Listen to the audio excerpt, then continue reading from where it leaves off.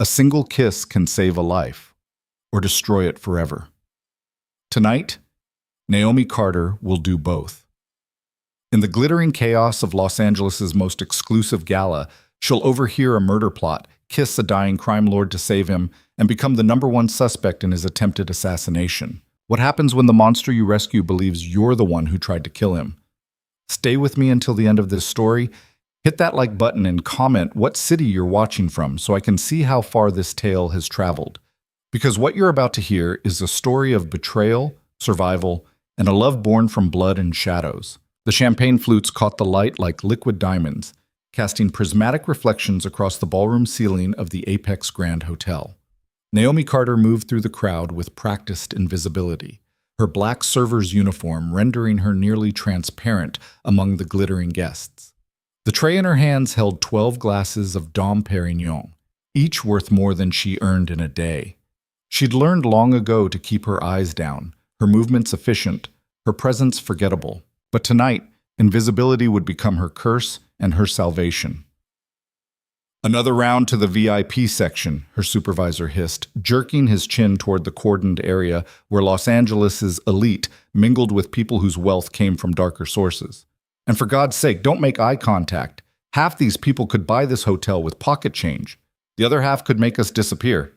Naomi nodded, already moving. Her feet ached in the cheap heels she'd worn for 12 hours straight. But she couldn't afford to show weakness. Not here.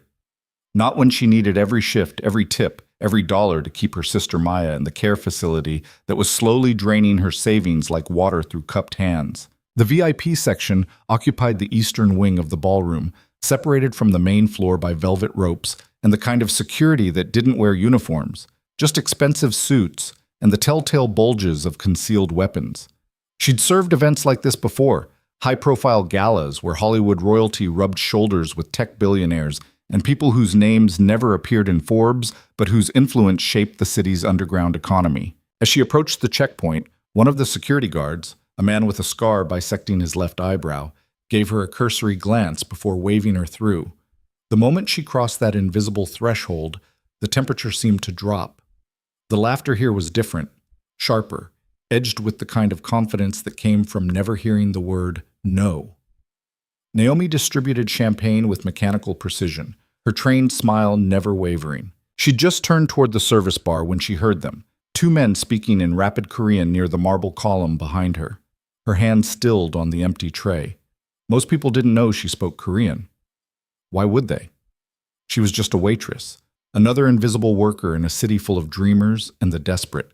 But her mother had been Korean, had insisted Naomi learn the language even as poverty stripped away everything else. Those lessons, taken in their cramped apartment while Maya slept, were one of the few gifts her mother had left before the cancer took her. Now, frozen behind that column, Naomi wished she'd never learned a single word. "Midnight," the first voice said, cold and precise. "When he takes the balcony for the toast, the neurotoxin acts in 90 seconds. He'll think it's a heart attack." "And the girl? The waitress who's been hovering near his table? Collateral. If she sees anything, she disappears with the others." Naomi's blood turned to ice water. Her reflection stared back at her from a nearby mirror. 23 years old, dark hair pulled into a severe bun, eyes too large in a face that had forgotten how to look young. She looked like prey. She looked like collateral. She forced herself to move, to keep walking, to become invisible again. Her mind raced through possibilities, each more terrifying than the last. Go to security? Half of them might be in on it. Call the police? In LA's underworld, that was a death sentence. Run? And leave whoever they planned to kill to die? The clock on the wall read 11:47 p.m. 13 minutes. Naomi's hands trembled as she loaded another tray with champagne.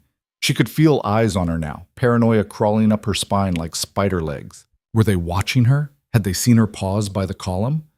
The ballroom had transformed from a glittering fairy tale into a trap, every shadow concealing potential death. She needed to identify the target. If she could warn him somehow, anonymously, maybe she could— "You there, girl?" The voice cut through her panic like a blade. Naomi turned and her breath caught.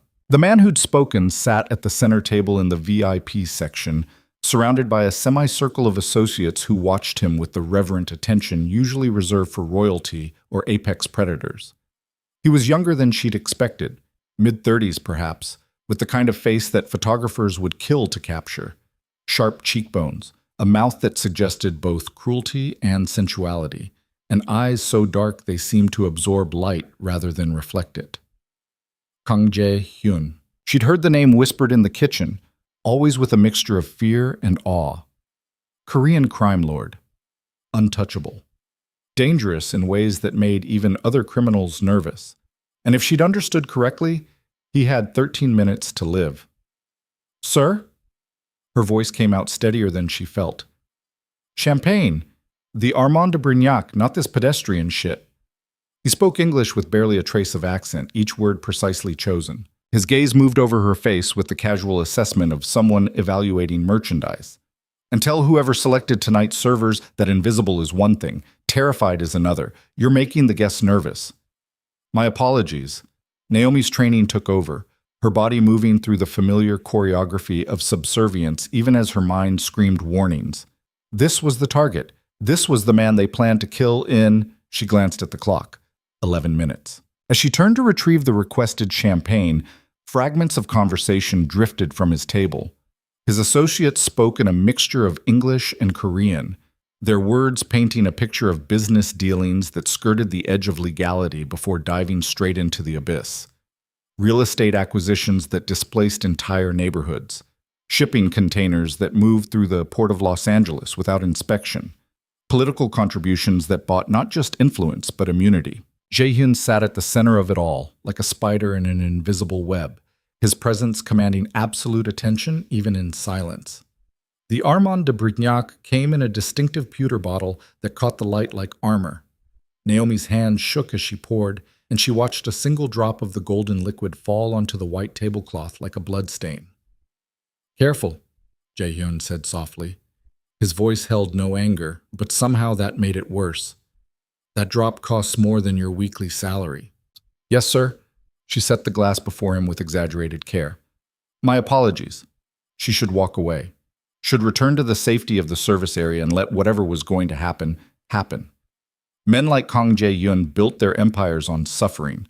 How many lives had he destroyed? How many families had he torn apart? But as she looked at him, really looked at him, she saw something that made her hesitate. Exhaustion, maybe, or a weariness that went bone deep. For just a moment, his mask slipped, and she saw not a crime lord, but a man who looked like he'd been fighting battles for so long he'd forgotten what peace felt like. Maya's face flashed through her mind. Her sister, 21 years old with the mental capacity of a child, confined to a wheelchair by cerebral palsy. Maya, who smiled every time Naomi visited, who never complained about the pain or the limitations, who still believed in goodness despite a world that had shown her precious little of it. What would Maya do? Naomi already knew the answer. Maya would try to save him, because that's what good people did, even when the world had given them every reason not to. The clock read 11:53, 7 minutes. Naomi moved through the ballroom like a ghost, her mind calculating angles and possibilities. The balcony was adjacent to the VIP section, separated by floor-to-ceiling windows that would open for the midnight toast. Traditional. Predictable. The perfect moment for an assassination disguised as a medical emergency. She spotted them near the dessert table, two men in server uniforms that didn't quite fit right. Their movements were too controlled, too aware. One kept touching his jacket pocket in a way that suggested he was checking for something small and deadly. The neurotoxin. Naomi's pulse hammered in her throat. She'd watched enough true crime documentaries to know that exotic poisons were rarely traceable, especially in the chaos following a sudden cardiac event. By the time anyone thought to test for toxins, the evidence would be metabolized, vanished, impossible to prove. She could still walk away. Should walk away. This wasn't her fight, wasn't her world. She was just a waitress trying to survive in a city that devoured people like her every day. But her feet carried her toward the balcony doors anyway. 11:56. The ballroom's master of ceremonies tapped a microphone, and the crowd began to quiet. Ladies and gentlemen, as we approach midnight, we invite you to join us on the terrace for a traditional toast to our generous hosts and sponsors. Around her, people began moving toward the balcony. Naomi saw Jae-hyun rise from his seat with the fluid grace of a predator, his associates forming a protective circle around him. Even here, among supposed allies, he moved like a man who knew death might come from any direction. She'd run out of time, out of plans, out of options. 11:58. Naomi slipped through the crowd, using her server's uniform like camouflage. The balcony stretched across the entire eastern side of the building, offering a panoramic view of Los Angeles sprawling beneath them like a galaxy of terrestrial stars. The night air carried the scent of jasmine and exhaust, privilege and desperation existing in the same breath. Jae-hyun stood near the railing, accepting congratulations and false smiles from people who would probably celebrate his death as enthusiastically as they now toasted his health. Naomi positioned herself near the shadows, close enough to observe but not so close as to draw attention. She saw the server approach, the one who'd been checking his pocket. He carried a tray with a single glass of champagne, moving with the kind of deliberate casualness that only heightened Naomi's alarm. 11:59. "Mr. Kang," the server said, his Korean flawless, "a special vintage with the compliments of your partners in Seoul." Jae-hyun's hand reached for the glass, and Naomi's body moved before her mind could override the impulse. She stumbled forward, deliberately clumsy, her own tray of champagne tilting at a dangerous angle. The server jerked back instinctively, and in that split second of distraction, Naomi's hand knocked against Jae-hyun's arm. The poisoned champagne flew from his hand, shattering against the marble floor in an explosion of glass and golden liquid. Silence crashed over the balcony like a wave. Every eye turned toward her, including Jae-hyun's. "I'm so sorry," Naomi gasped, dropping into a crouch to gather the broken glass with hands that genuinely trembled now. "I'm so clumsy. Please, let me—" "Enough!" Jae-hyun's voice cut through her babbling. When she dared to look up, his expression was unreadable. "Leave it. Someone else will clean up your mess." The server who'd brought the poisoned glass had vanished into the crowd. Smart, professional. Naomi realized with cold certainty that they'd have a backup plan. Men who planned assassinations didn't rely on a single opportunity. Midnight. The master of ceremonies raised his glass. To prosperity, to partnership, to the future. "To the future," the crowd echoed, and Naomi watched hundreds of glasses rise against the Los Angeles skyline. Jae-hyun lifted a fresh glass, brought by a different server, one whose face Naomi had seen throughout the night. Safe.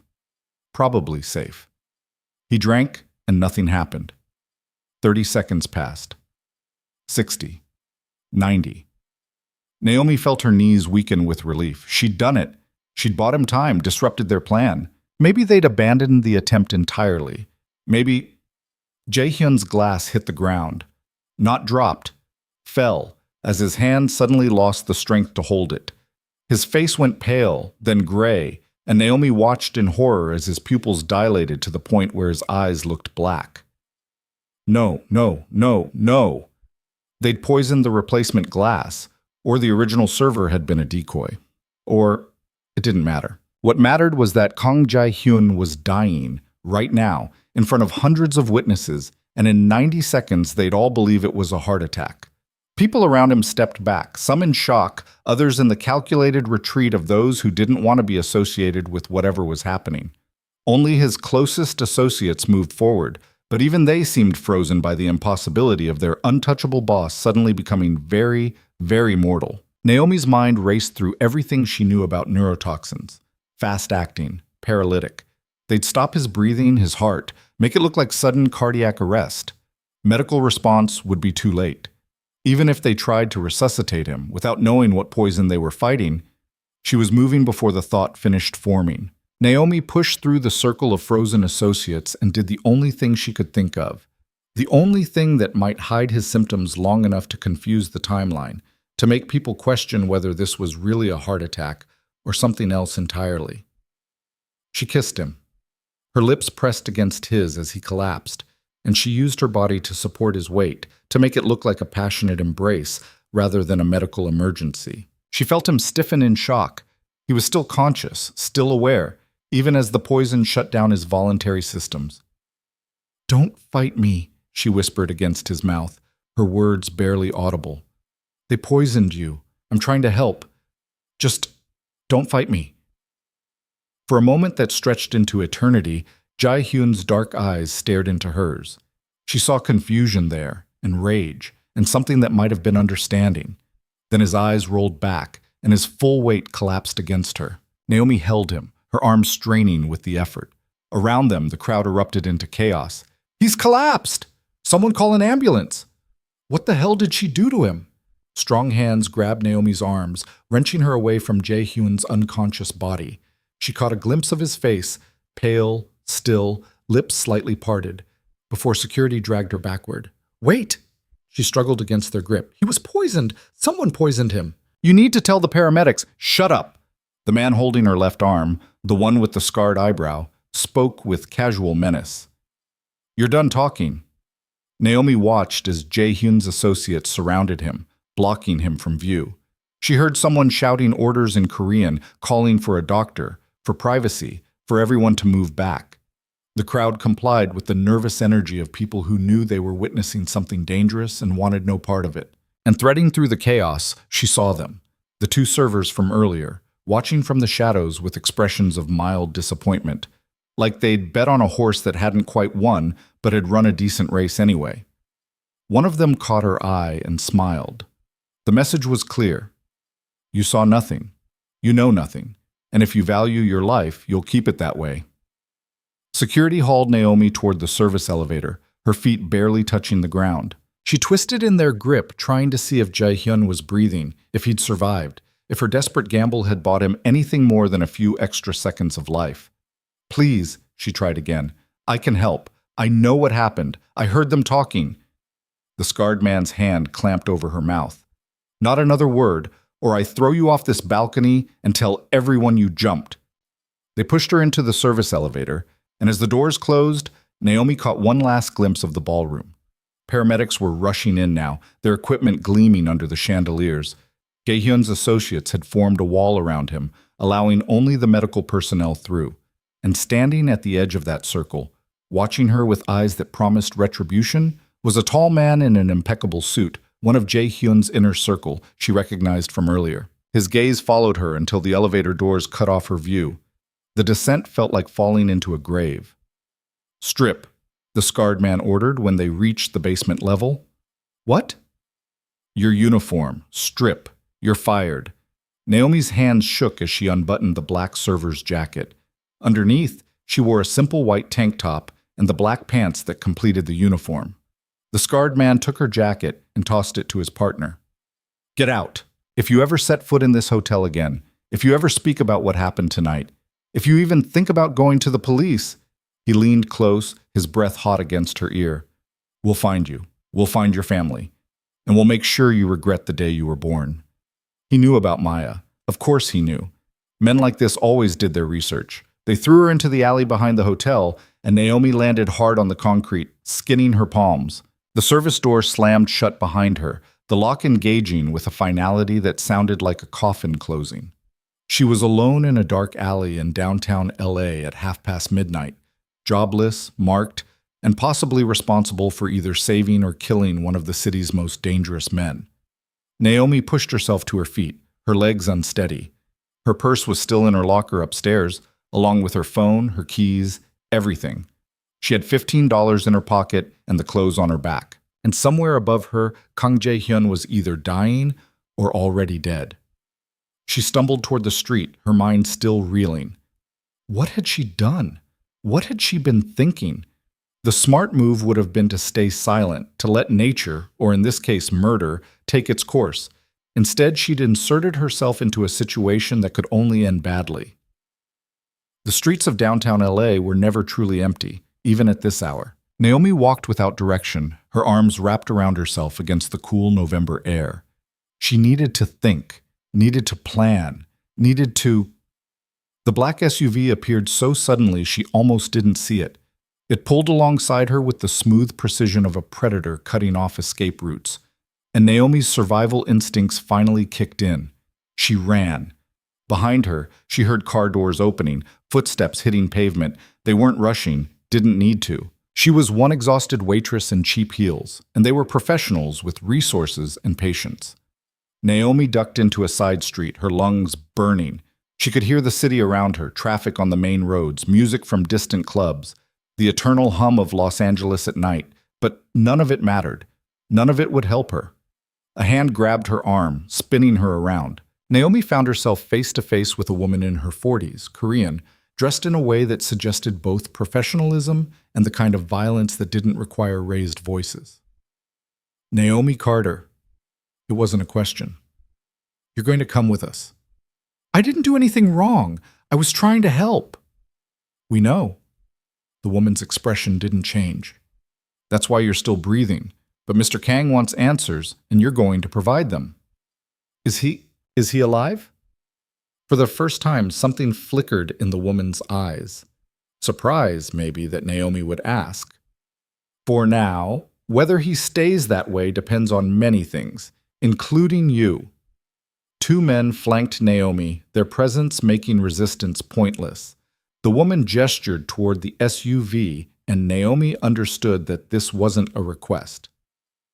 As they drove through the neon-lit streets, Naomi stared out the window and tried to calculate her odds of survival. They were taking her somewhere, not killing her outright, which suggested they needed information.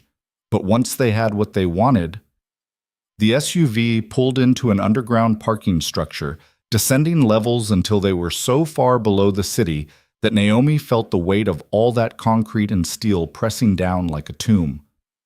They led her through a door marked private, down a corridor that smelled of disinfectant and something else, something metallic that made her think of blood. The room they brought her to looked like a medical facility trying to masquerade as a luxury hotel suite. There was a hospital bed, monitors, IV stands, but also mahogany furniture, expensive artwork, and lighting that suggested comfort rather than clinical efficiency. And in that bed, connected to enough machines to rival an ICU, lay Kang Jae-hyun. He was alive, unconscious, pale as death, but alive. Naomi felt something tight in her chest release slightly. He crashed twice in the ambulance, the woman said, watching Naomi's reaction. The doctors say it's a miracle he survived at all. They found traces of tetrodotoxin in his blood, pufferfish poison, exotic, expensive, nearly impossible to treat. Naomi tore her gaze from Jae-hyun's still form. Then why am I here? Because before he lost consciousness, he said your name. The woman's eyes narrowed. Actually, he said several things about you, most of them involving how you poisoned him. The words hit Naomi like a physical blow. What? No, I saved him. I tried to warn him. By kissing him? The woman's tone made it clear how ridiculous that sounded. Forgive our skepticism. They were going to poison him at midnight. I heard them planning it. I tried to knock away the first glass, but they must have had a backup plan, must have poisoned the replacement, and I... Naomi's words tumbled over each other in her desperation to make them understand. I kissed him to hide his symptoms, to make it look like something else, to buy him time, to confuse the timeline so they couldn't just claim it was a heart attack. The woman studied her for a long moment. You speak Korean. It wasn't a question, but Naomi nodded anyway. My mother taught me. And you expect us to believe that you, a waitress, overheard an assassination plot, decided to save a man you'd never met, and risked your own life in the process. Out of what? The goodness of your heart? When she put it that way, it did sound insane. Naomi looked at Jae-hyun's unconscious face, at the machines breathing for him, keeping him alive. I didn't think, she said quietly. I couldn't let him die. Why not? The question was sharp, probing. Men like him die every day. Killed by rivals, by associates, by their own ambitions. Why did you care? Naomi thought about Maya, about the sister who still believed in heroes despite a world that had given her every reason not to. Because someone has to care, even for monsters, especially for monsters. Otherwise, what separates us from them? The woman's expression shifted. Not softening exactly, but something close to recognition, like she'd heard similar words before, maybe from her own lips. My name is Park Min-ji, she said finally. I've served Mr. Kang for 15 years. I've seen him survive 3 assassination attempts, 2 betrayals, and more enemies than you could count. but I've never seen him survive tetrodotoxin. The dose they gave him should have killed him in under 2 minutes. The kiss, Naomi said, understanding dawning. It created physical contact, confused the witnesses. Instead of seeing a man having a medical emergency, they saw a scene. People hesitate when something doesn't fit their expectations. It bought him maybe 30, 40 seconds of confusion before anyone called for help. And that made the difference. Minji moved to the monitors, checking readings that meant nothing to Naomi. The paramedics arrived while his heart was still beating. If he'd been declared dead at the scene, no one would have tested for exotic toxins. It would have been logged as cardiac arrest and forgotten. But he thinks I did it. Naomi looked at the man in the bed, at the way his chest rose and fell in time with the ventilator. He thinks I poisoned him. He remembers your kiss. He remembers your face. And he remembers collapsing immediately after. Minji's voice held a note of something that might have been sympathy. From his perspective, the evidence is damning. What happens now? Now? Minji turned to face her fully. Now you pray he wakes up, because if he dies, you die with him. That's the deal. And if he wakes up still believing you're responsible. She didn't finish the sentence. Didn't need to. Naomi sank into one of the chairs, her legs finally giving out. She'd saved him. She'd actually saved him, and now she was going to die for it anyway. The hours that followed blurred together in a haze of exhaustion and terror. Doctors came and went, speaking in hushed tones about neurological damage and recovery percentages. Minji remained a constant presence, her attention split between the monitors and Naomi, as if watching for signs of guilt or deception. Naomi thought about running. The facility, wherever they were, had to have exits. But even if she made it out, where would she go? They knew her name, knew about Maya. Running would only delay the inevitable and put her sister at risk. So she stayed and she watched the man she'd saved fight for his life. And she waited for him to wake up and seal her fate. Dawn light was creeping through the high windows when it happened. The monitor's steady beeping shifted rhythm, and Minji was at Jae-hyun's bedside instantly. Naomi watched from her chair as his eyes moved beneath closed lids, fingers twitching against the sheets. "Get the doctor!" Minji snapped at one of the guards, and the man disappeared through the door. Jae-hyun's eyes opened. For a moment, he stared at the ceiling, disoriented. Then his gaze tracked to Minji, and some of the confusion cleared. His lips moved, but the ventilator tube prevented speech. "Don't try to talk," Minji said, her voice gentler than Naomi had heard it. "You were poisoned. Tetrodotoxin. You've been unconscious for 7 hours." His eyes moved past Minji, scanning the room until they found Naomi. And in that gaze, Naomi saw her death warrant being written. She stood, her legs unsteady, and moved closer to the bed. If she was going to die, she'd do it on her feet, looking him in the eye. "I didn't poison you," she said, her voice steady, despite the fear coursing through her veins. "I saved you. Whether you believe that or not doesn't change the truth." Jae-hyun's hand moved, reaching for the ventilator tube. Minji caught his wrist. "The doctor needs to remove that. Just wait." But he shook his head, impatient, and before anyone could stop him, he'd pulled the tube free himself. The sound was horrible, wet, choking. He coughed, gasping, his body convulsing with the effort to breathe on its own. When he could finally speak, his voice was raw, damaged. "You kissed me." "Yes." "Why?" This was it. The moment that would determine whether she lived or died. Naomi met his eyes and told the truth. "Because they were watching. Because if they saw you collapse, they'd know the poison worked. But if they saw you in what looked like a compromising position with a waitress, they'd hesitate. They'd second guess. And in that hesitation, the paramedics arrived." "You expect me to believe," Jae-hyun said, each word clearly painful, "that you risked your life to save mine?"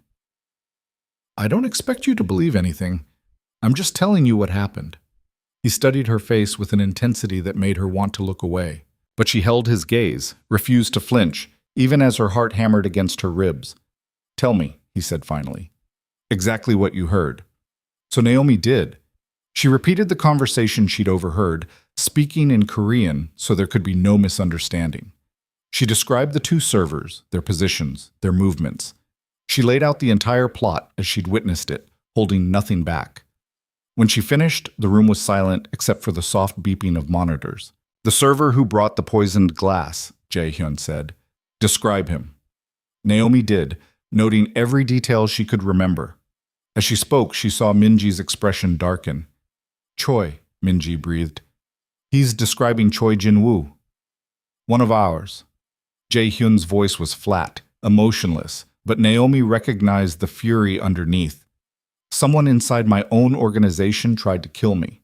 He turned his attention back to Naomi, and this time his expression was different, still calculating, still dangerous, but the certainty of her guilt had been replaced by something more complex. "You saved my life," he said. It wasn't quite a question, but Naomi nodded anyway. "And destroyed yours in the process." "I don't understand." "You witnessed an assassination attempt. You can identify the conspirators. You're a loose end, Miss Carter. In my world, loose ends don't survive." Fear flooded through her, but Naomi forced herself to remain standing. "Then why am I still alive?" "Because I haven't decided yet whether you're incredibly brave or incredibly stupid." Jae-hyun shifted in the bed, wincing. "Perhaps both. Minji, send someone to check on her family. I want to know everything about Naomi Carter before I decide what to do with her." "Already done," Minji said. "She has a younger sister, Maya Carter, 21, cerebral palsy. Lives in the Sunrise Care Facility in Glendale. No other living relatives. Mother deceased, father unknown. Works 3 jobs to cover her sister's medical expenses. No criminal record, no political affiliations. By all accounts, exactly what she appears to be. A woman trying to survive." Naomi's breath caught. They'd already investigated her, had probably known everything about her before she even woke up. Chae-hyun's eyes never left her face. "You did this for your sister. Everything you do is for her, isn't it?" It wasn't really a question, but Naomi answered anyway. "Yes." "Loyalty." He said the word like he was tasting it, testing its weight. Rare, precious, and usually fatal. He was quiet for a moment, his gaze distant. "I'm going to make you an offer, Naomi Carter. And before you answer, understand that refusing will have consequences for both you and your sister." The threat was casual, almost gentle, which made it all the more terrifying. "You saved my life," Jae-hyun continued, "which means I owe you a debt. But you also know too much, which makes you a liability. So here's what's going to happen. You're going to work for me, not as a waitress, as my eyes and ears. You move through the world invisible, and that's valuable, more valuable than you know." "I'm not a criminal," Naomi said, even though she knew it was pointless. "You became one the moment you kissed me." His smile was cold. "Welcome to my world, Miss Carter. I promise you it's nothing like the one you left behind." The safe house existed in a reality separate from the Los Angeles Naomi knew. Located somewhere in the Hollywood Hills, she'd been blindfolded during the drive. It perched on the edge of a canyon like a predator surveying territory. Floor-to-ceiling windows offered panoramic views of the city sprawling below, a galaxy of lights that seemed to mock the darkness she'd fallen into. Naomi stood at those windows now, her reflection ghostly against the glass. Behind her, she could hear Minji speaking in rapid Korean on the phone, coordinating security details and damage control. It had been 18 hours since Jae-hyun's assassination attempt, 18 hours since her life had shattered like the champagne glass on the balcony. "You should eat something," Minji said, ending her call. She gestured to a table laden with food that Naomi's stomach couldn't even contemplate. "You'll need your strength." "For what?" "For surviving." Minji poured herself a cup of green tea with movements that spoke of ritual and meditation. "Mr. Kang will be released from the medical facility tonight. Once he's here, things will move quickly." Naomi turned from the window. "I need to see my sister. I need to know she's safe." "She is. We have people watching the care facility. Discreetly." Minji's expression softened marginally. "Mr. Kang keeps his promises, Miss Carter. Your sister will be protected. But you need to understand what that protection costs." "My freedom." "Freedom is an illusion anyway. We're all trapped by something. Debt, obligation, love, fear. At least now you know the shape of your cage." Minji sipped her tea. "Tell me, do you regret it?" Saving him? Naomi thought about Maya, about the way her sister's face lit up during visits, about the life Naomi had been building one grueling shift at a time. That life was gone now, burned away in the moment she'd pressed her lips against a dying crime lord. "Ask me again in a year," she said finally, "if I'm still alive." Minji's smile held genuine amusement. "I think I'm going to like you, Miss Carter. Most people in your position would be crying or begging or trying to bargain. You're just adapting." "I've had practice. When your sister is disabled and your mother is dying of cancer and you're 17 years old, you learn to adapt quickly or you don't survive." Survival. Minji set down her cup. "That's something Mr. Kong understands very well. Do you know his story?" "Should I?" "Probably not. He doesn't advertise his past." Minji moved to the window, standing beside Naomi. "But if you're going to work for him, you should understand what drives him. Jae-hyun came to America when he was 19 with nothing but a ruthless intelligence and a will to never be powerless again. His father was murdered by a rival organization in Seoul. His mother died shortly after. He built his empire from blood and ashes, and he's spent every day since making sure no one can ever destroy him the way his family was destroyed. And yet someone almost did, last night. Yes. Which is why he's going to be particularly vicious in his response." Minji's voice dropped. The person who ordered that hit made a fatal mistake. They assumed Jae-hyun was like other crime lords, predictable, reactive, governed by ego. But he's not. He's patient, strategic. He'll find whoever betrayed him, and when he does... She didn't finish the sentence. The implication hung in the air like smoke. A phone buzzed, and Minji checked the screen. "He's on his way, 20 minutes out." She looked at Naomi with an expression that might have been sympathy. "Whatever happens next, remember, he didn't survive this long by trusting people. You'll have to earn that trust. And it won't be easy." Naomi spent those 20 minutes trying to prepare herself for whatever came next, but when Jae-hyun finally walked through the door, nothing could have readied her for the reality of him. He looked like death warmed over. His skin still held an unhealthy pallor, and he moved with the careful precision of someone whose body had betrayed them and might do so again. But his eyes, those dark, consuming eyes, burned with an intensity that made Naomi's breath catch. "Leave us," he said to Minji and the two guards who'd accompanied him.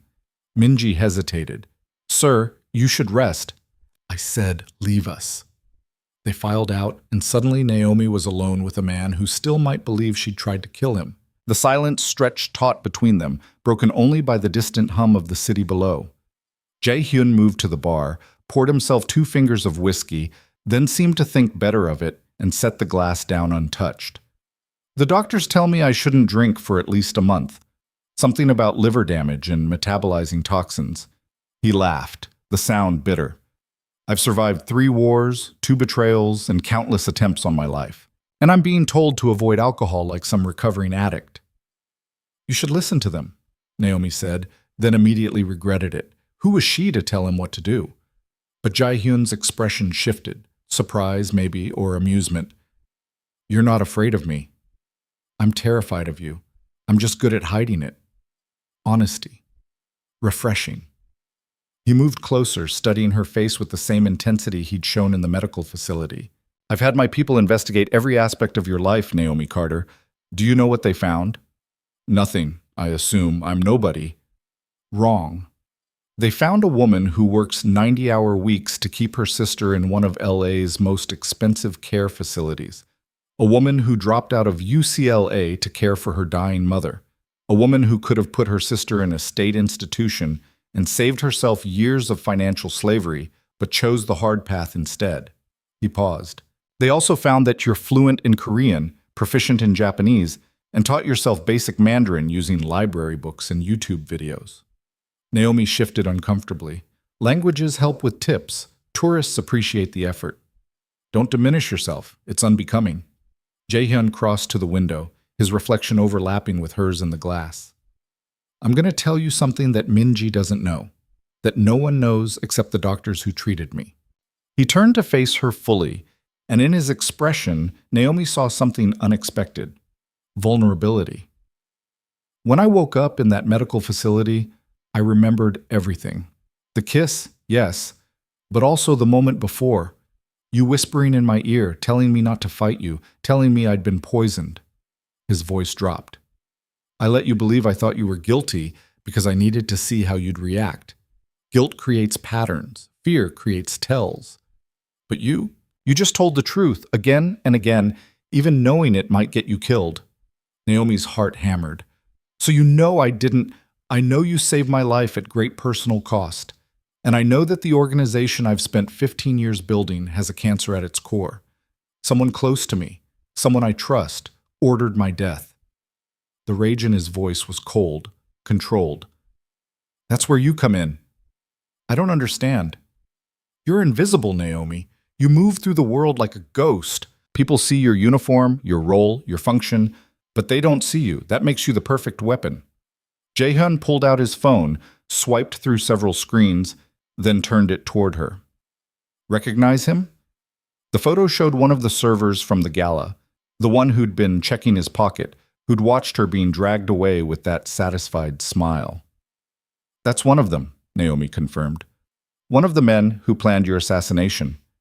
His name is Park Sung-min, low-level enforcer, been with my organization for 3 years. We picked him up this morning. Jae-hyun's expression was emotionless. He's already given up his direct contact, Choi Jin-woo, my head of security for the downtown operations. But Choi is just another soldier. Someone higher ordered this. Someone with access to my schedule, my routines, my vulnerabilities. And you want me to find them? I want you to become someone no one sees coming. I want you to move through my world gathering information, identifying threats, becoming my eyes in places where even my most trusted people can't reach. He pocketed his phone. In exchange, your sister will want for nothing. The best care, the best doctors, the best of everything. And you'll be compensated enough that when this is over, you can both disappear if you choose.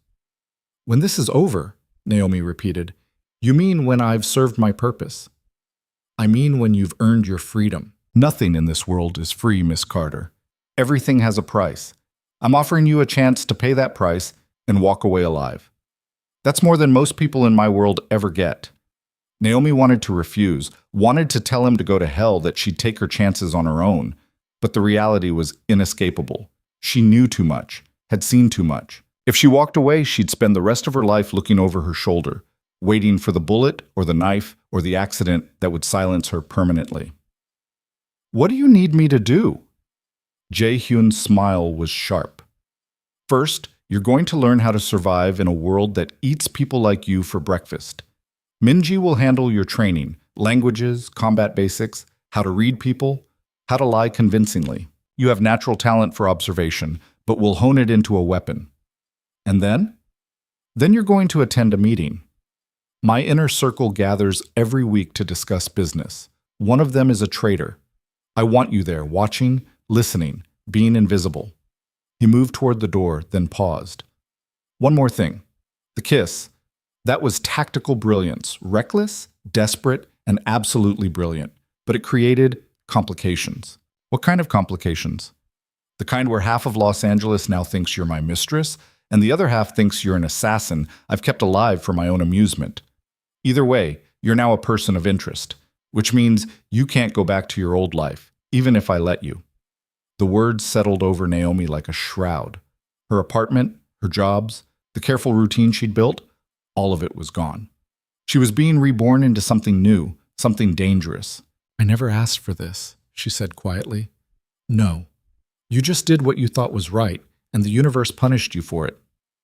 Welcome to reality, Miss Carter. Jae-hyun opened the door. Minji will show you to your room. Tomorrow, your education begins. The room they gave her could have housed her entire apartment 3 times over. King-size bed, private bathroom with a tub large enough to swim in, a closet that echoed when she opened it. Naomi stood in the center of all that luxury and felt more trapped than she'd ever felt in her cramped studio. She tried to sleep, but every time she closed her eyes, she saw Jae-hyun's face going gray, felt his weight collapsing against her, heard the chaos erupting around them. The memory played on loop, reminding her that she'd crossed a threshold she could never uncross. At 3 a.m, she gave up and wandered down to the kitchen. The house was silent except for the soft hum of climate control and the distant sound of traffic from the canyon road below. She was searching through cabinets for anything resembling tea when a voice made her jump. "Can't sleep either?" Jae-hyun stood in the doorway, wearing black silk pajama pants and nothing else. The dim kitchen light cast shadows across his torso, highlighting the lean muscle and the scars that decorated his skin like a violent history lesson. "I didn't mean to intrude," Naomi said, suddenly aware that she was wearing borrowed pajamas. Min-ji had provided clothes until they could get her proper things, and her hair was a mess. "It's your house now, too, for better or worse." He moved past her to the refrigerator, pulled out a bottle of water. The first night is always the hardest, when the adrenaline wears off and reality sets in. "How many first nights have you had?" "More than I can count." He leaned against the counter, studying her. "When I first came to America, I spent 6 months sleeping in a storage unit in Koreatown. Every night, I'd lie awake wondering if I'd made a terrible mistake, if I should just go back to Seoul and accept whatever fate awaited me there. But going back meant admitting defeat, meant letting the people who'd destroyed my family win. So you stayed and built an empire." "I stayed and became the thing I needed to survive. Not an empire, a fortress. But fortresses have a weakness, Naomi. They keep people out, but they also keep you in. You become so focused on the walls that you forget what it's like to exist without them." The vulnerability in his voice surprised her. This wasn't the cold crime lord or the calculating strategist. This was just a man, alone in a kitchen at 3 a.m, letting his guard down in the presence of the woman who'd saved his life. "Why are you telling me this?" Naomi asked. "Because you're going to see things, terrible things. You're going to witness the violence and the cruelty that keeps my world running. And I want you to understand that every horrible decision I make because the alternative is worse." He set down the water bottle. "I'm not asking you to like me or to forgive the things I've done. I'm just asking you to understand that monsters aren't born, they're created. By circumstance, by necessity, by a world that doesn't give you the luxury of being good." Naomi thought about her own compromises, the lies she'd told social workers to keep Maya out of state care, the corners she'd cut, the moral lines she'd blurred just to survive. Maybe she understood better than he realized. "I should let you sleep," Jae-hyun said, pushing away from the counter. But as he passed her, he paused. "Thank you for saving me. I don't think I said that properly before." "You're welcome," Naomi replied, and meant it.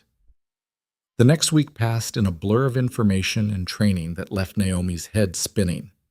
Min-ji proved to be a patient but demanding teacher, drilling her on everything from body language analysis to emergency escape routes to the complex hierarchy of Jae-hyun's organization. "The key to being invisible is understanding what people expect to see," Min-ji explained during one session. "If you're at a business meeting, they expect a secretary or an assistant. You dress the part, you act the part, and they literally won't remember you were there 5 minutes after you leave." They practiced in controlled environments.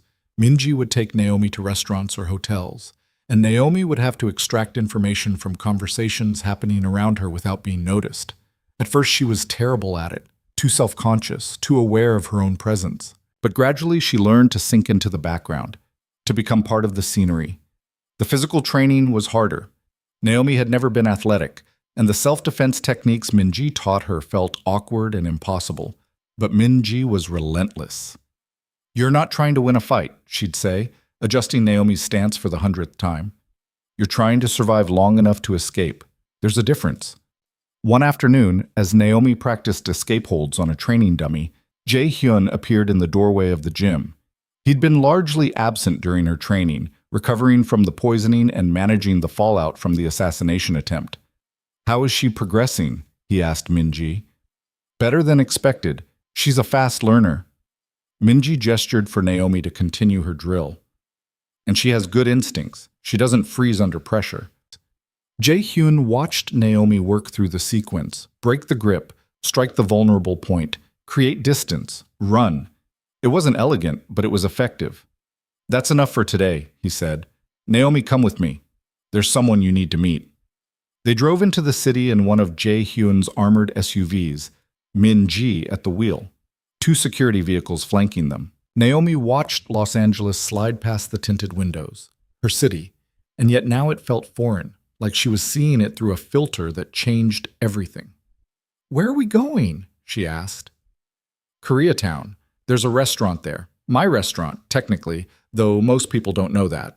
We're meeting with some of my business associates. You're going to observe. Just observe? For now. I want you to see how these meetings work. Who defers to whom? Who's comfortable and who's nervous? Read the room, Naomi. Tell me what you see that I might miss because I'm too close to it." The restaurant was called Hanok House, and it occupied a corner building with traditional Korean architecture that seemed transported from another century.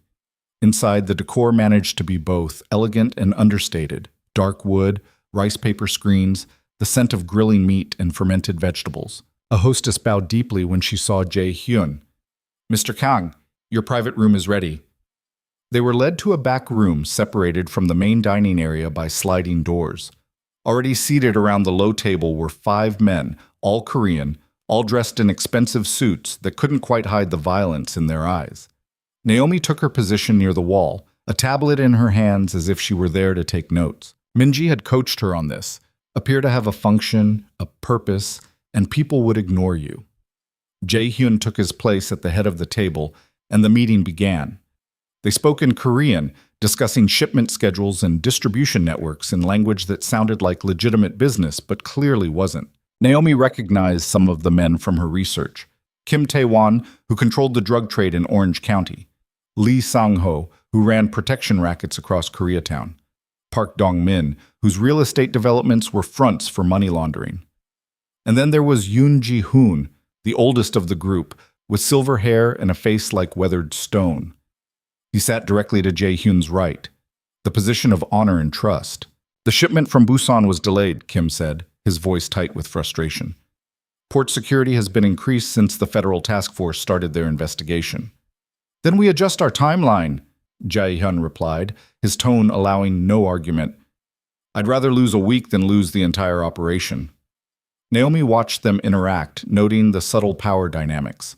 Kim deferred to Jae-hyun immediately. Lee nodded along with everything that was said. Park seemed distracted, checking his phone repeatedly under the table. But Yoon watched Jae-hyun with an expression Naomi couldn't quite read. Not hostile exactly, but calculating, like he was measuring something. "There's also the matter of the downtown territory," Yoon said, his voice carrying the weight of age and authority. "With Choi Jin-woo's departure, we need someone new to oversee operations there." The temperature in the room seemed to drop. Everyone knew what departure meant. Choi, the head of security who'd helped orchestrate the assassination attempt, had disappeared 3 days ago. His body would probably never be found.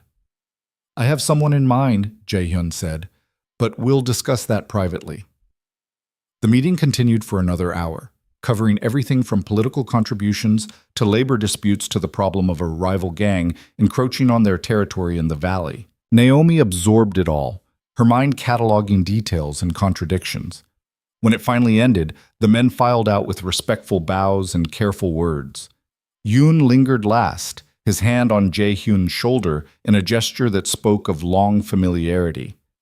"You look tired, my friend," Yoon said. "Perhaps you're pushing yourself too hard too soon after your illness."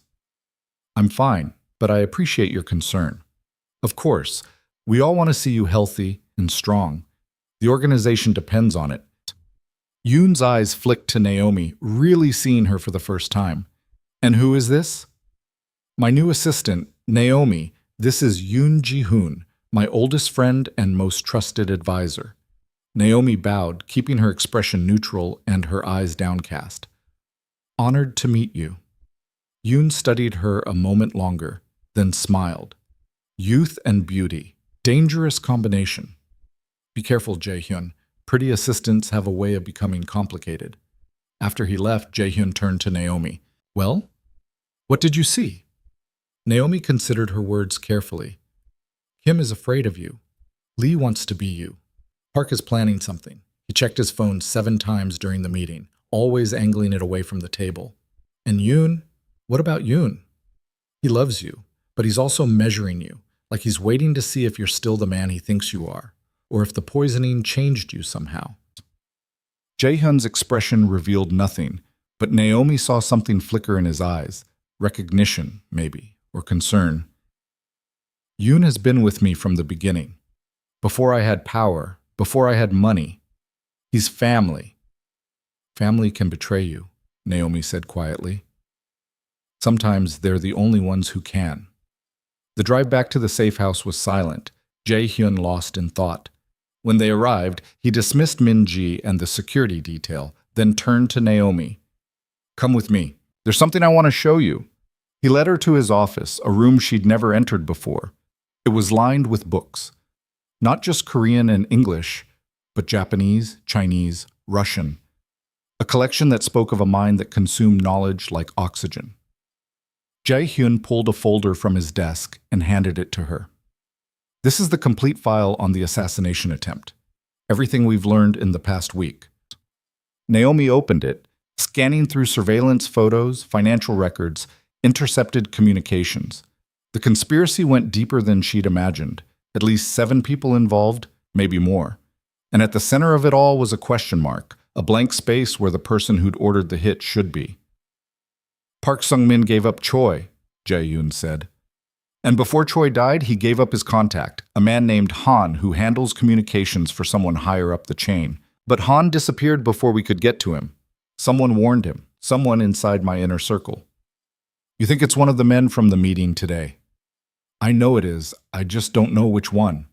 He took the folder back, closed it. That's why I need you, Naomi. You're not part of this world. You have no history with these men, no alliances, no debts. You can see clearly where I'm blinded by familiarity. What if I'm wrong? What if I accuse the wrong person? Then someone innocent dies, and I become the monster everyone thinks I am. His smile was bleak. Welcome to my world. Every decision is impossible. Every choice leads to blood. Naomi thought about Maya, about the sister who still believed in simple right and wrong, who'd never had to make the kind of choices that stained your soul. I need to see her, my sister. I need to know she's really okay. Jae-hyun considered this, then nodded. Tomorrow. We'll arrange a visit. But Naomi, you can't tell her about any of this. As far as she's concerned, you got a new job, a better job. Can you lie to her? I've been lying to her for years, telling her everything will be okay when I don't know if it will, promising her a future I'm not sure I can give her. Naomi's voice cracked slightly. One more lie won't make much difference. The next day, Min-ji drove her to the Sunrise Care facility. Naomi had expected security, surveillance, but Min-ji simply dropped her at the entrance and told her she had 2 hours. Maya was in her usual spot by the window in the common room, her wheelchair positioned so she could watch the birds in the garden. When she saw Naomi, her face lit up with a joy so pure it made Naomi's chest ache. Nomi! Maya's speech was slurred but understandable. She'd worked hard with her speech therapist to be understood. You came! Naomi knelt beside the wheelchair, taking her sister's twisted hands in her own. Of course I came. I always come. You look different. Pretty. Maya studied her face with the directness that only children and the innocent possess. Something happened. Something good? I got a new job. Better pay, better hours. Things are going to be easier now, Maya. I promise. You always promise, and you always keep them. Maya leaned forward, resting her head against Naomi's shoulder. I'm glad. You work too hard. You should be happy. Naomi closed her eyes, breathing in the scent of her sister's shampoo, something floral that the facility used, and tried not to think about the blood she'd seen on Jae-hyun's hands, the violence that funded this visit, the lies that made this moment possible. Are you happy, Nomi? The question hit harder than expected. Was she? She had security now, resources, protection, but she'd traded her freedom for it, stepped into a darkness that might never let her go. I'm working on it, Naomi said, and it wasn't entirely a lie. They spent the next hour talking about nothing important, the new book Maya's reading therapist had brought her, the drama between 2 of the care facility residents, the cardinal that had built a nest in the garden. Normal things, safe things. When it was time to leave, Maya held on to Naomi's hand a moment longer than usual. Be careful, Nomi, with your new job. Promise me you'll be careful. I promise, Naomi said, and added another lie to the growing collection. Minji was waiting in the parking lot, her expression unreadable behind designer sunglasses. How was it? Harder than I expected. It always is. The people we love make us vulnerable. They give our enemies leverage. Minji started the car. But they also give us reasons to survive, to fight. Remember that when things get difficult. But as they drove back toward the safe house, Naomi's phone buzzed. A new number, one she didn't recognize. The text message was brief. Your sister is beautiful. It would be a shame if something happened to her. The blood drained from Naomi's face. Minji saw her reaction and swerved to the side of the road. What is it? Naomi showed her the message, her hands shaking. Minji's expression went cold and hard.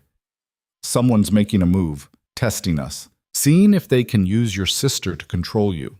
She was already dialing, speaking rapid Korean into her phone. We're increasing security at the facility, and we're going to trace this number. They know about Maya. They know how to hurt me. Of course they do. That's how this works. Find the pressure point and push. Minji pulled back into traffic, driving faster now. But here's what they don't know. You're not alone anymore. You have resources, protection, and you have Jae-hyun, who takes threats against his people very personally. When they arrived back at the safe house, Jae-hyun was waiting, his expression thunderous. Someone had already informed him. The message came from a burner phone, he said without preamble. Untraceable. But we're analyzing the text for patterns, for anything that might tell us who sent it. This is my fault, Naomi said. If I hadn't saved you, if you just let me die, you'd be dead too by now. And your sister would be alone. Jae-hyun's voice was sharp. Don't second-guess the choice you made. Own it, live with it, and help me make them regret threatening you. Over the next 3 days, Naomi learned what it meant to have Kang Jae-hyun as an ally. Security at Maya's facility was tripled, but so subtly that even the staff didn't realize they were being protected. Investigators tore apart the digital trail of the threatening message, following threads so small they were almost invisible. And Jae-hyun's organization mobilized with the efficiency of a military operation, hunting for anyone who might have betrayed Naomi's connection to him. But the breakthrough came from an unexpected source. Naomi was reviewing surveillance footage from the business meeting, watching the body language and interactions for the 10th time, when something caught her eye. Park Dong-min, the distracted one, checking his phone repeatedly. She'd noted it in her report, but now she looked closer at the timing. Each time he checked his phone, it was immediately after Jae-hyun mentioned something sensitive. The Busan shipment, Choi's replacement, the territory dispute. Like he was reporting back to someone in real time. She brought her findings to Jae-hyun, who studied the footage with increasing intensity. Park, he said finally. I brought him into the organization 5 years ago. He's been loyal, profitable. I would have said he was trustworthy. People change, Naomi said. Or maybe he was never trustworthy to begin with. Jae-hyun made a phone call, issuing orders in Korean too rapid for Naomi to follow completely. Within an hour, Park Dong-min was being brought to a location Naomi didn't know about and wasn't told about. You did good work, Jae-hyun told her. This is exactly why I need you. You saw what I missed because I was too close to see clearly. What happens to him now? He answers questions, and depending on those answers, Jae-hyun didn't finish the sentence, didn't need to. That night, unable to sleep again, Naomi found herself back in the kitchen. And like before, Jae-hyun appeared, drawn by the same insomnia that plagued them both. Park confessed, he said without preamble. He's been feeding information to a rival organization for 6 months. The assassination attempt was their way of eliminating me and taking over my territory. And the message about Maya? He claims he didn't send it, and I believe him, which means someone else knows about your sister, someone we haven't identified yet. Jae-hyun poured himself water, still avoiding alcohol. This is the problem with trust, Naomi. Once it's broken, everything becomes suspect. Every ally might be an enemy. Every friend might be a betrayer. How do you live like that? Carefully, paranoidly, by assuming everyone will eventually betray you and being pleasantly surprised when they don't. He studied her face. You're having second thoughts. I'm having third, fourth, and fifth thoughts. But it doesn't matter. I'm in this now, whether I like it or not. You could still walk away. I could arrange protection for your sister without you being directly involved. The offer surprised her. Why would you do that? Because you saved my life, and I pay my debts, and because he hesitated, something rare for him. Because I don't want to see you become like me, hard, cold, trusting nothing and no one. Naomi thought about the week she'd just lived, the training, the meetings, the casual discussion of violence and betrayal. She thought about the message threatening Maya, about Park's confession, about the darkness she'd seen in Jae-hyun's eyes when he talked about revenge. I think it's too late for that, she said quietly. I'm already changing. I can feel it. The way I look at people now, the way I assess threats, the way I've learned to lie without flinching. You're not making me into someone hard and cold. You're just teaching me to survive in a world I didn't know existed. And is that what you want? Survival? It's what I've always wanted, for me, for Maya. I just didn't know the price would be this high. She met his eyes. But I'm willing to pay it, as long as my sister stays safe. Jae-hyun moved closer, and Naomi became acutely aware of the space between them, less than a foot charged with something electric and dangerous. You're stronger than you think, Naomi Carter, and that strength is going to save you or destroy you. I haven't figured out which yet. Maybe both, she whispered. His hand lifted, almost touching her face, then dropped. Get some sleep. Tomorrow we have another meeting, and I need you sharp. He left her standing in the kitchen, her heart pounding, her mind racing with questions about what had just happened and what it meant. Tomorrow. Another meeting. Another step deeper into a world she'd never wanted to enter. But as Naomi finally climbed the stairs to her room, she realized something fundamental had shifted. She wasn't just surviving anymore. She was adapting, evolving, becoming something new, something dangerous and necessary and irrevocably changed. And somewhere in the darkness of Los Angeles, someone who'd threatened her sister was about to learn what it meant to make an enemy of Kang Jae-hyun and the woman he'd claimed as his own. The revelation about Park should have brought closure, but instead it opened new wounds. 2 days after his confession, they found him in his cell with his wrists slashed, the message written in his own blood on the wall, stark and terrifying. Yoon sends his regards. Naomi stood in Jae-hyun's office as Minji delivered the news, watching the way his face went completely blank, the kind of emptiness that preceded volcanic eruptions. It's a setup, Jae-hyun said, his voice dangerously calm. Park was terrified when he confessed. He gave us everything. Someone got to him, forced him to write that message, then made it look like suicide. Or, Minji said carefully, Yoon really is the traitor, and Park was trying to tell us before they silenced him. Yoon has been my brother for 15 years. He stood beside me when I had nothing. When everyone else in this city wanted me dead or gone, he believed in me. Jae-hyun's hands clenched into fists. This is exactly what they want. To make me doubt him, to turn me against my oldest friend, to destroy us from the inside. Naomi had been silent until now, but something in the autopsy photos Minji had brought didn't sit right. Can I see those again? Minji handed over the folder, and Naomi studied the images of Park's body. The cuts were clean, professional, too professional for a man killing himself in desperation. These wounds, she said slowly, they're not hesitation marks. When people cut their own wrists, there are usually shallow cuts first, testing, building courage. But these went straight to the artery, like someone who knew exactly what they were doing. A professional, Minji confirmed, which means someone got into our secure facility, killed Park, staged it as a suicide, and got out without being seen. Not someone, Jae-hyun corrected. Multiple someones. This takes planning, coordination, inside knowledge of our security protocols. He looked at Naomi, and she saw the question in his eyes before he asked it. What do you think? Your instinct. Naomi thought back to the meeting, to Yoon's hand on Jae-hyun's shoulder, the way he'd looked at her with those calculating eyes.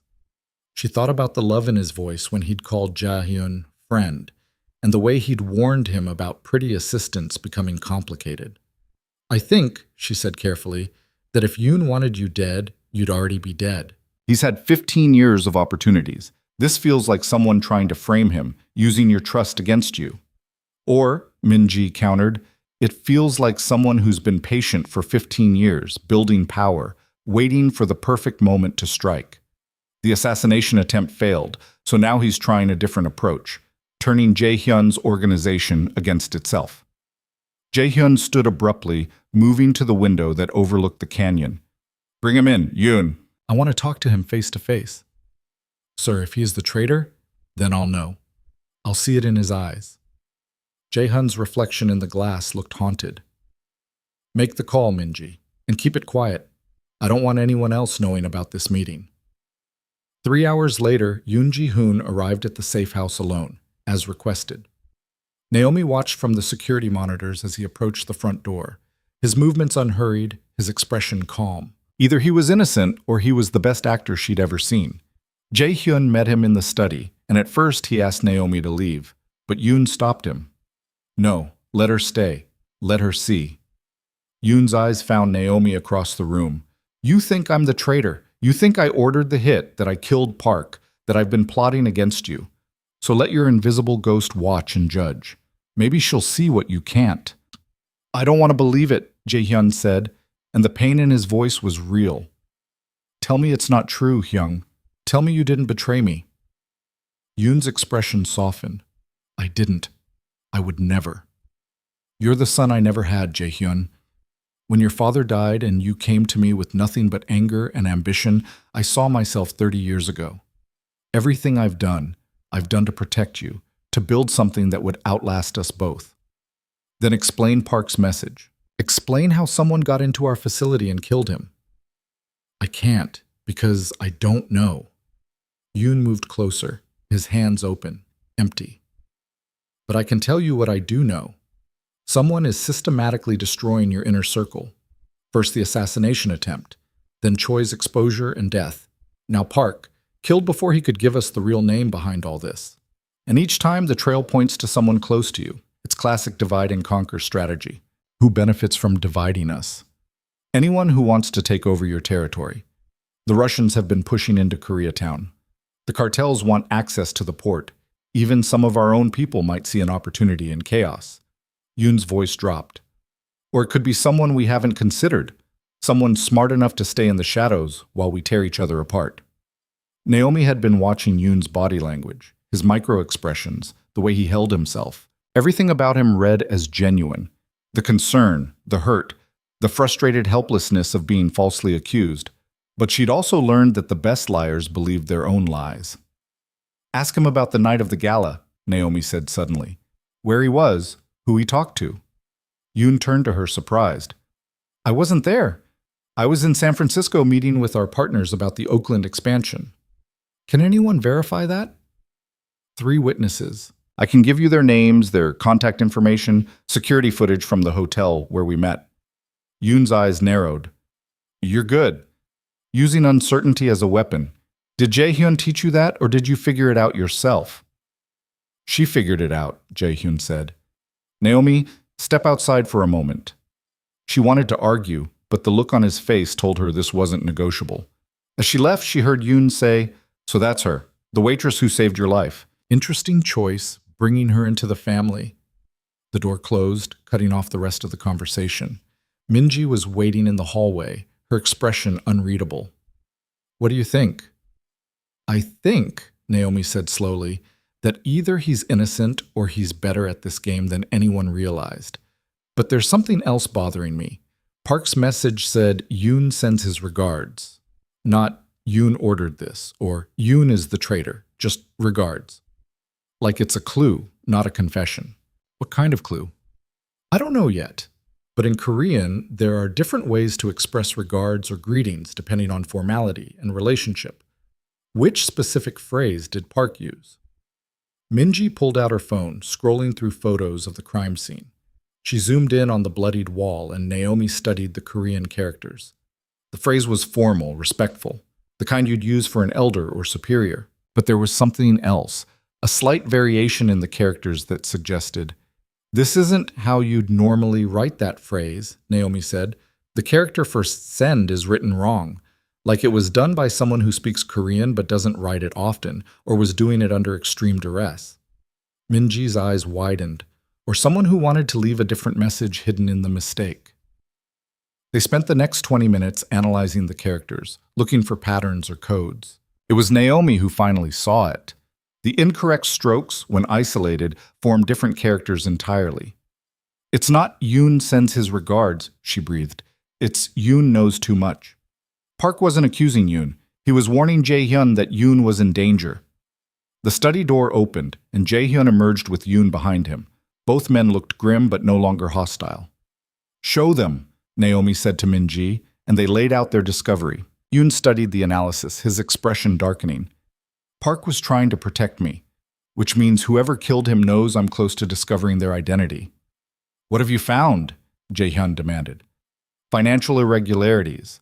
Small at first, easy to miss. But over the past 2 years, someone's been siphoning money from our operations. Not enough to trigger alerts, but consistent. The trail is complicated, routed through shell companies and offshore accounts, but I was getting close to the source." Yoon pulled out his own phone, showing them spreadsheets and account numbers. "Whoever this is, they're smart and they're patient, and they're somewhere in your inner circle." Jae-hyun studied the data, his expression hardening. "Kim, Lee, or someone we haven't considered?" "I don't know yet, but the pattern suggests someone with high-level access to multiple operations. Someone who could move money without raising immediate suspicion." Yoon met Jae-hyun's eyes. "Someone we trust." The next week was a masterclass in paranoia. Every conversation was analyzed, every action scrutinized. Jae-hyun trusted no one completely except Yoon, Min-ji, and, surprisingly, Naomi. She'd become his eyes and ears in situations where even his most loyal people might be compromised. She attended meetings, served drinks, took notes, and disappeared into the background while her mind cataloged every detail. Kim Tae-won seemed nervous lately, jumping at shadows. Lee Sang-ho had become overly solicitous, praising Jae-hyun's every decision with the enthusiasm of someone trying too hard. But it was a new face that caught Naomi's attention. Han Seo-jun, the man Choi had supposedly reported to before his death. He'd been missing for weeks, presumed either dead or in hiding. Then suddenly he resurfaced, claiming he'd been held captive by the rival organization, but had escaped.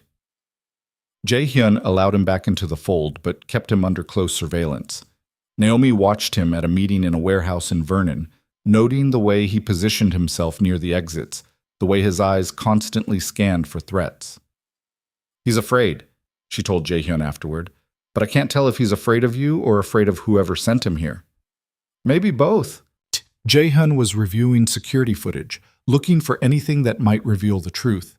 If he was really held captive, he'd have marks, trauma responses.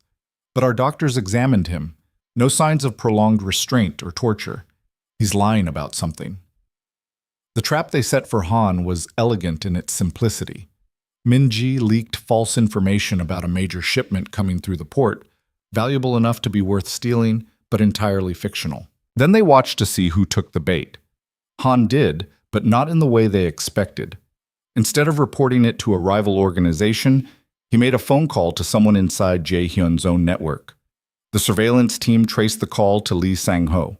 When they brought Lee in for questioning, he broke almost immediately. The story that emerged was uglier than anyone had anticipated. Lee had been stealing from the organization for 3 years, building his own power base in preparation for a coup. Han had been his inside man, feeding him information and helping orchestrate the assassination attempt. "But the poison," Jae-hyun said, his voice like ice. "That required knowledge of my schedule, my preferences. Who told you I'd be at that gala?" Lee's face went pale. "I didn't know about the gala. That wasn't my operation. I was planning a hit for 2 weeks later. Someone else tried to kill you that night." The room fell silent. "You're saying there are 2 separate conspiracies?"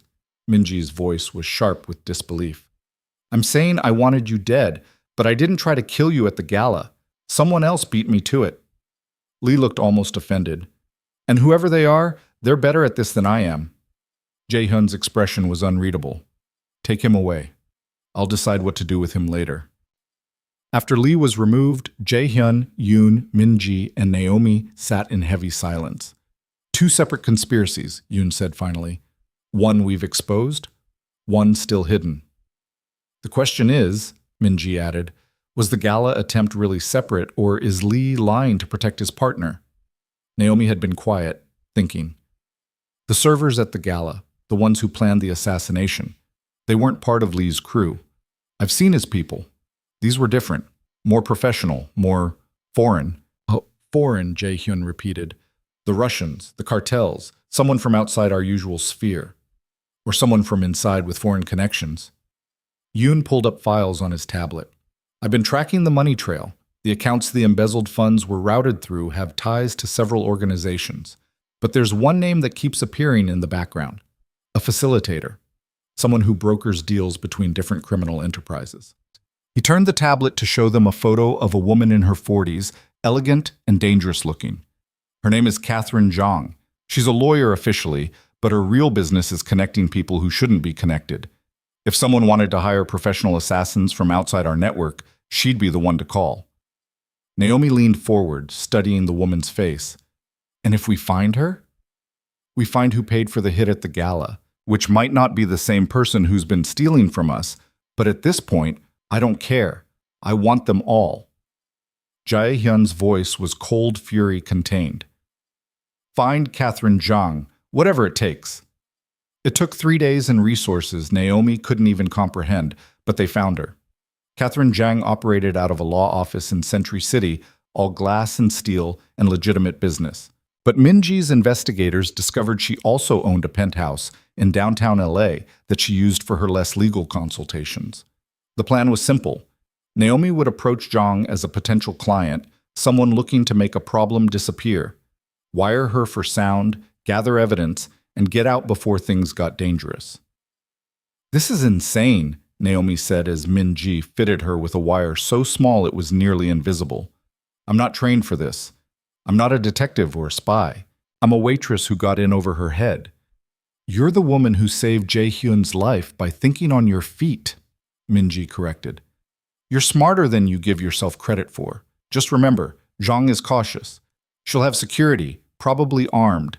Stay in public areas, keep the conversation casual, and get out at the first sign of trouble. And if she realizes what I'm doing, Minji's expression was grim, then we come in loud and hope we get to you in time. The penthouse was everything Naomi expected. Expensive, cold, designed to intimidate. Zhang met her in a living room with floor-to-ceiling windows overlooking the city, offering wine that Naomi politely declined. So, Zhang said, her English perfect but accented with something Naomi couldn't quite place, you come recommended by a mutual friend. You have a problem that needs solving.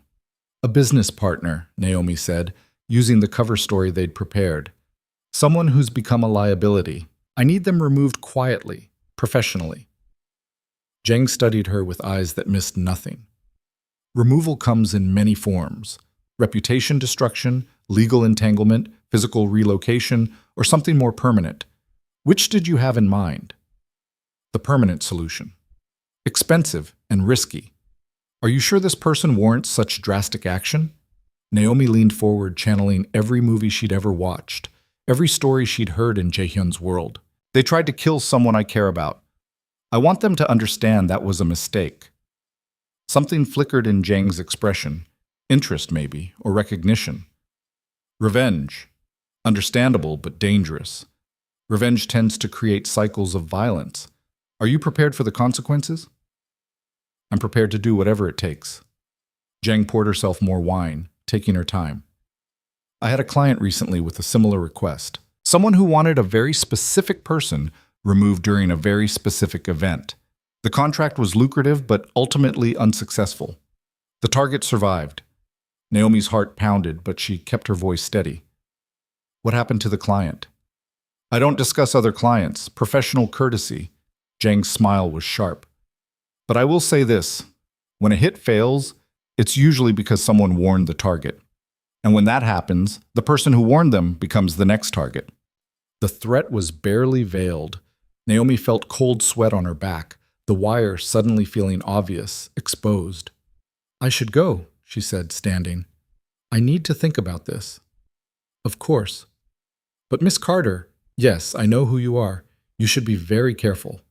The world you've entered doesn't forgive mistakes, and saving Kang Jae-hyun's life might have been the biggest mistake of all. Naomi's blood turned to ice. Zhang knew, had probably known from the moment she walked in. Tell your employer, Zhang continued, still smiling, that the person who hired me is someone he trusts implicitly, someone who's been planning this for longer than he can imagine, and tell him that the next attempt won't fail. Naomi ran. She made it to the elevator before Zhang's security moved to intercept, but the doors closed just in time. In her ear, she heard Minji's voice.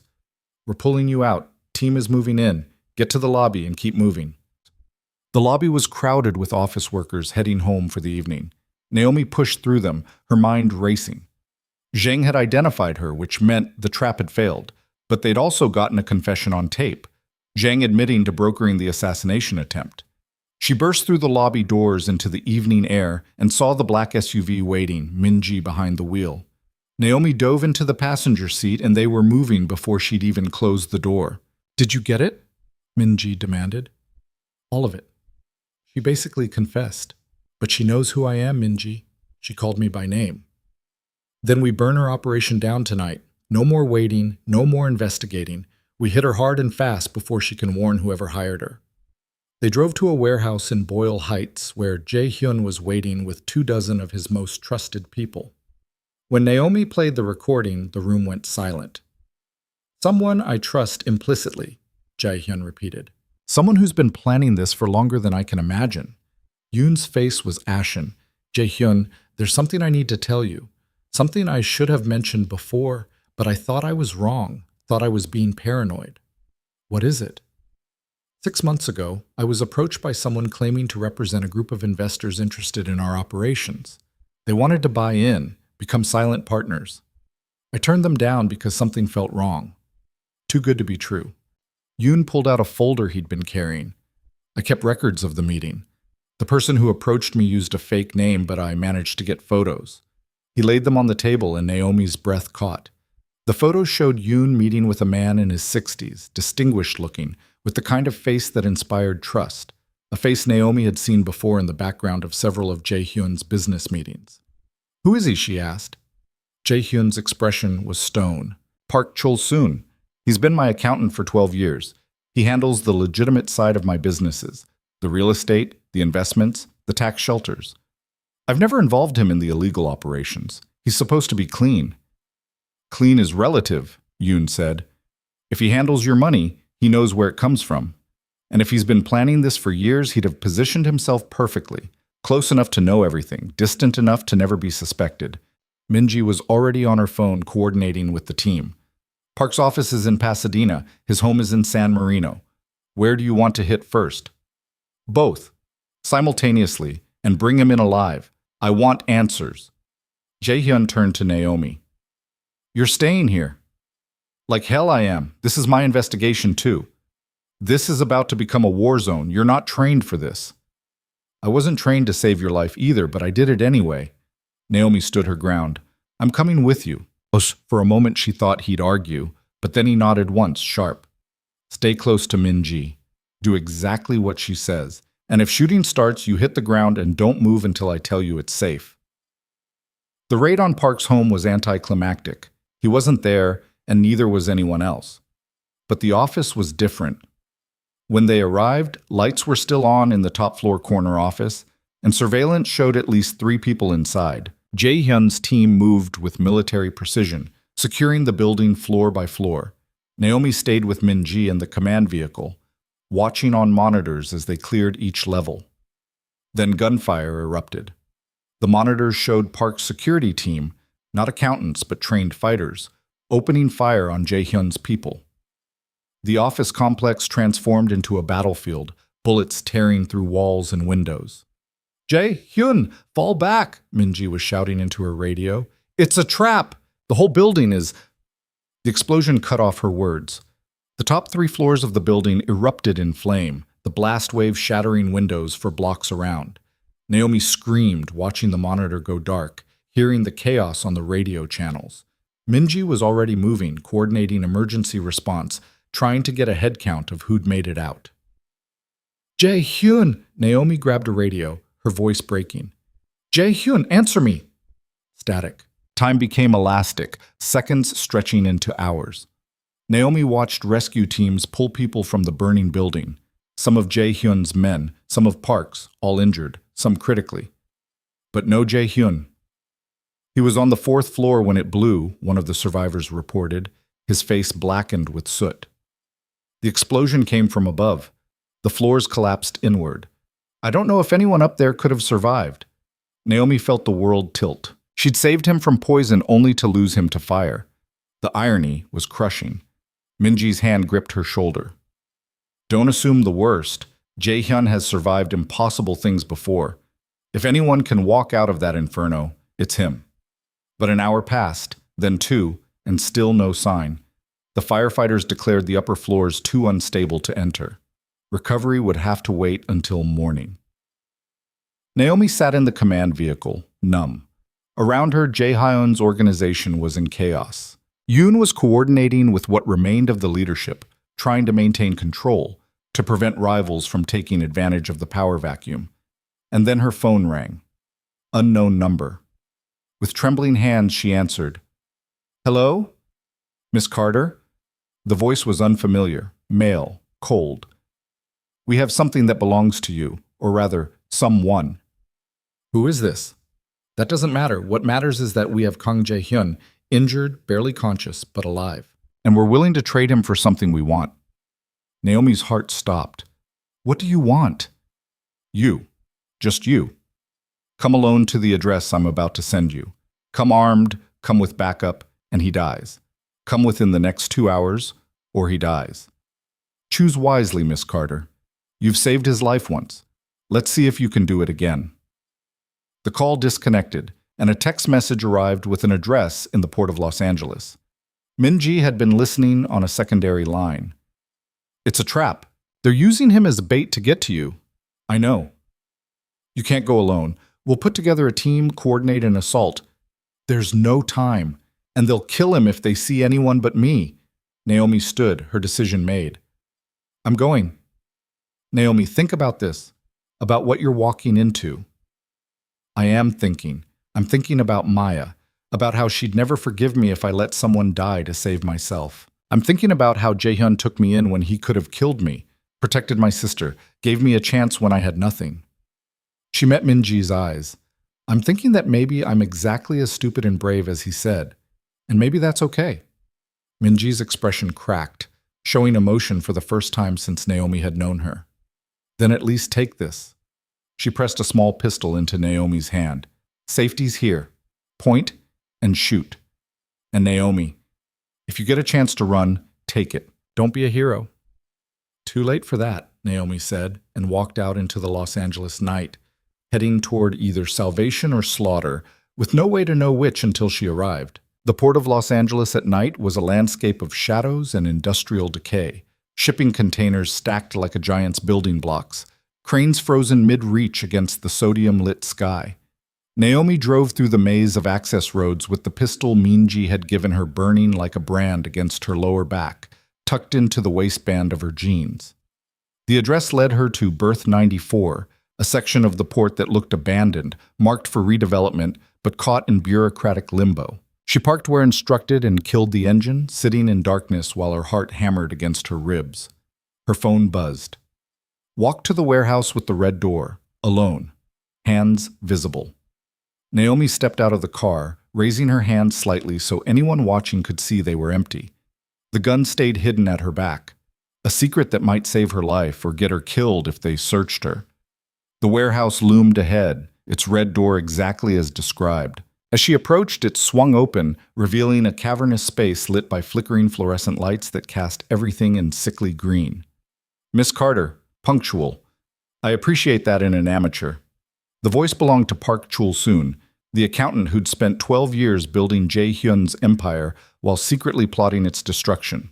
He stood in the center of the warehouse, flanked by 6 armed men, looking utterly calm despite the burns on his hands and face from the explosion. Where is he? Naomi demanded. Park gestured, and 2 of his men dragged something forward. Not something, someone.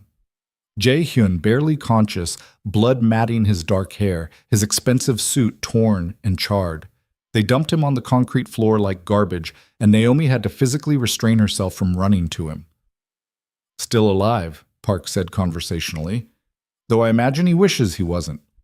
3 cracked ribs, possible concussion, second-degree burns on his left side. The explosion was supposed to kill him, but apparently your employer has a talent for surviving what should be fatal.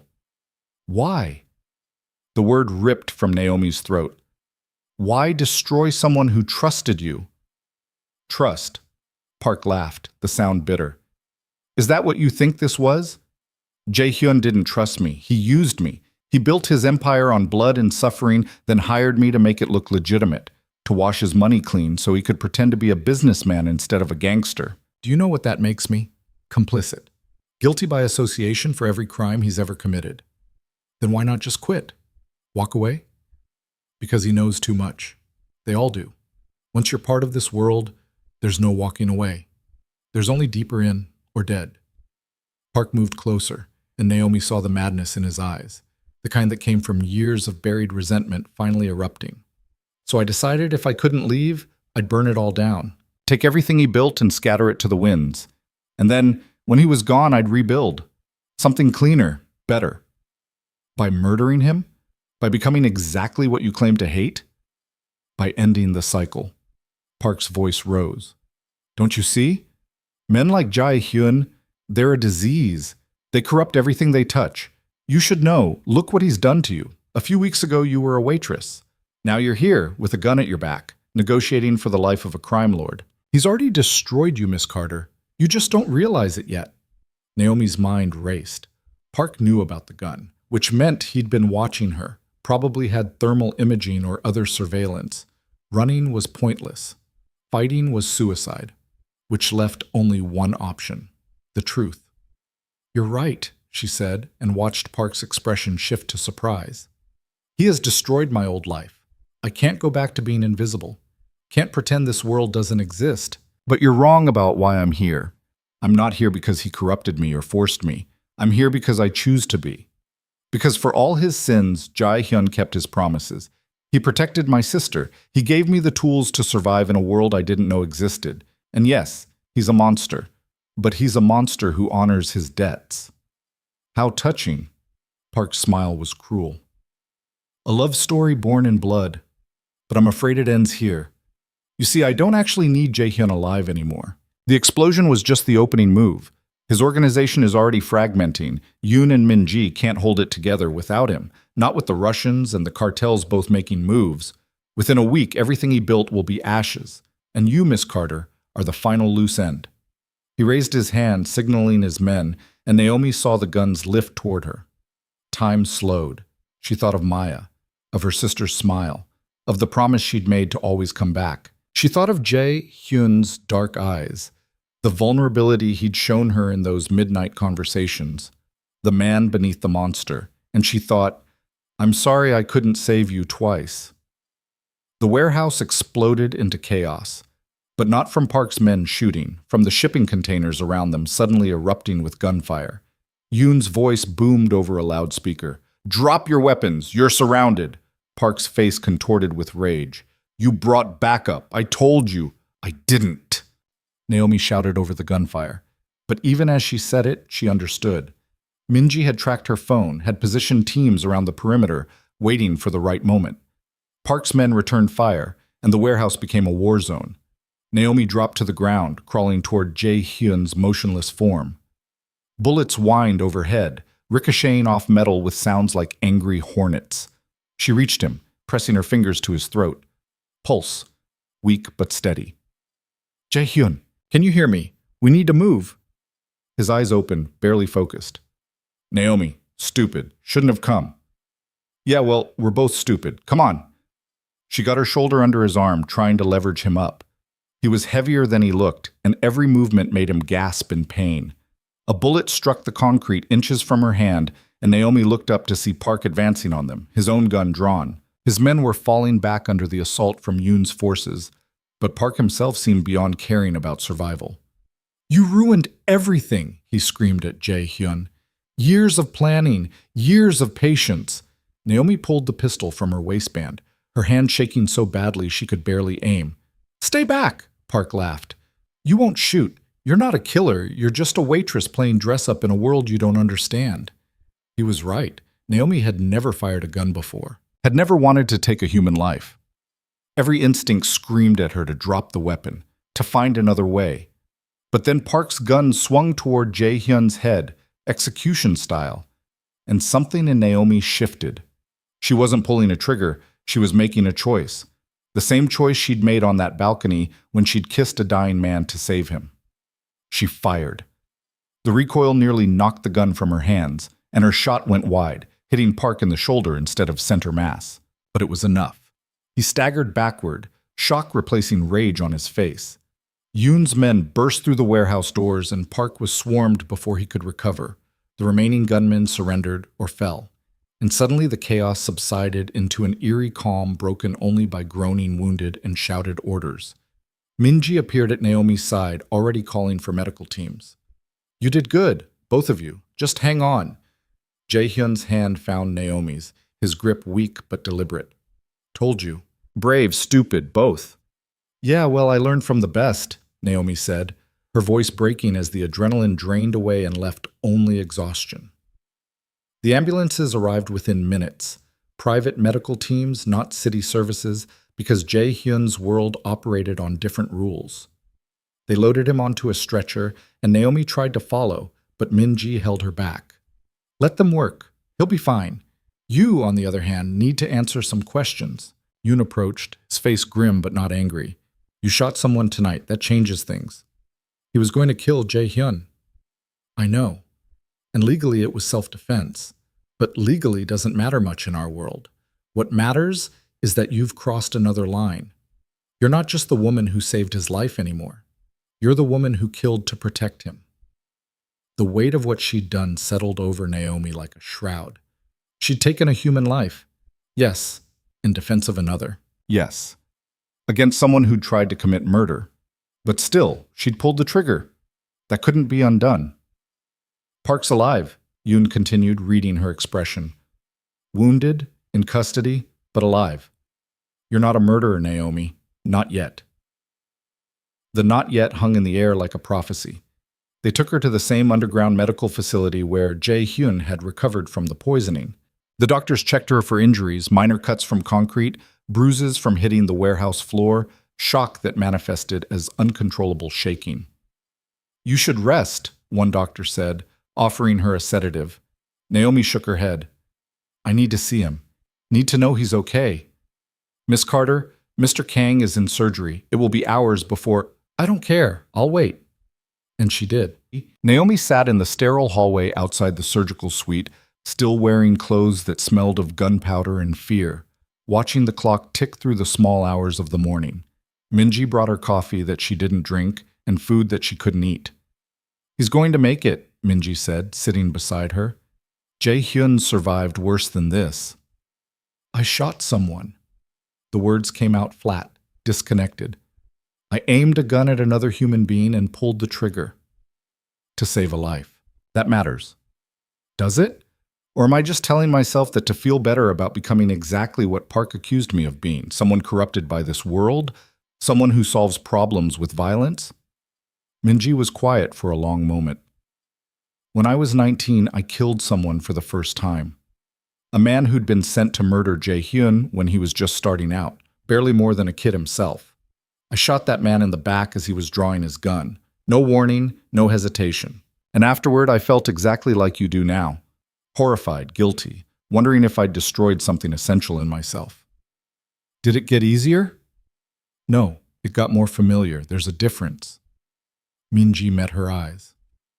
"What you did tonight took courage, and it cost you something, a piece of innocence you can't get back. But that doesn't make you evil, Naomi. It makes you human. We do terrible things to protect the people we love. That's not corruption. That's just love." Before Naomi could respond, the surgical suite doors opened, and a doctor emerged, pulling down his mask. "Mr. Kang is stable. The surgery went well. We've repaired the damage, and barring complications, he should make a full recovery." The relief was so overwhelming that Naomi's legs gave out. Minji caught her, steadying her as the doctor continued his report. "He's asking for you, against my recommendation, but he's quite insistent." They led her to a recovery room where Jae-hyun lay connected to monitors and IVs, his face pale but his eyes alert. When he saw her, something in his expression softened. "Alone," he rasped, and the doctor and Minji withdrew, closing the door behind them. Naomi approached the bed slowly, afraid that if she moved too quickly, the moment would shatter, and she'd wake up to find he was dead after all. "You came," Jae-hyun said, "to the warehouse, alone, after I specifically told you to stay safe." "Yeah, well, I'm terrible at following orders. You should probably fire me." "Can't. You're too valuable." His hand reached for hers, and she took it, feeling the warmth of his skin, the proof of life. "Park wanted you there. It was always about you. He knew that killing me would make me a martyr, unite my organization in revenge. But if he killed you first, made it look like I'd gotten you killed through my recklessness, the organization would fracture. Different factions blaming each other, civil war weakening us from within. But I shot him, ruined his plan. You saved me, again." Jae-hyun's thumb traced circles on her palm. "I'm starting to think you have a hero complex, Miss Carter. Or maybe I'm just invested in keeping you alive. You promised to protect Maya. Can't do that if you're dead. Is that the only reason?" The question hung between them, loaded with implications neither had been willing to voice before. Naomi thought about the midnight conversations, the vulnerability he'd shown her, the way her heart had stopped when she thought he was dead in that explosion. "No," she said quietly. "It's not the only reason." Jae-hyun's eyes searched her face. "This world I've brought you into, it doesn't have happy endings, Naomi. People like me don't get to ride off into the sunset. We die violent deaths or we live long enough to become the villains in someone else's story. What if I don't care about happy endings? What if I just care about right now, this moment, the fact that you're alive and I'm alive and we're both still fighting? Then you're even more reckless than I thought." But he smiled, and it transformed his face from dangerous to almost beautiful. "When I woke up in that warehouse, barely conscious, I heard Park's voice talking about killing you, and I realized something. I've spent 15 years building walls, keeping everyone at a distance, trusting no one completely. But somehow, you slipped past every defense I have. You became the thing I didn't know I needed, someone who sees the monster I am and chooses to stay anyway." Naomi felt tears burning behind her eyes. "I'm terrified of this world, of what I'm becoming, of caring about someone who might die tomorrow. But I'm also more alive than I've ever been. Is that insane?" "Probably. But insanity seems to suit you." Jae-hyun tugged her hand gently, pulling her closer. "Come here." She leaned down and his free hand came up to cup her face, thumb brushing away a tear she hadn't realized had fallen. "Thank you," he said, "for being stupid enough to save me. Twice." "You're welcome. But Jae-hyun, I need to tell you something. About Maya. About tonight. When I thought you were dead, all I could think was that I'd failed her. That I'd promised to always come back and I was about to break that promise. I won't choose between protecting her and protecting you. If it comes to that, I don't know what I'll do." "I know, and I'm not asking you to choose. I'm asking you to trust me, to believe that I'll do everything in my power to make sure it never comes to that choice." Before she could respond, the door burst open and Yoon rushed in, his expression urgent. "We have a problem. Park is talking, and what he is saying changes everything." Jae-hyun sat up despite the pain it clearly caused. "What is it?" "The explosion, the assassination attempt, the embezzlement. Park orchestrated all of it. But he had help. Financial backing from someone with resources he could never have accessed alone." Yoon's voice was tight with controlled fury. He gave up his partner in exchange for witness protection. "Jae-hyun, it's Catherine Jung. She's been playing both sides, brokering deals between you and your enemies, collecting information, building a case." "A case?" Naomi's blood ran cold. "You mean she's law enforcement?" "Worse.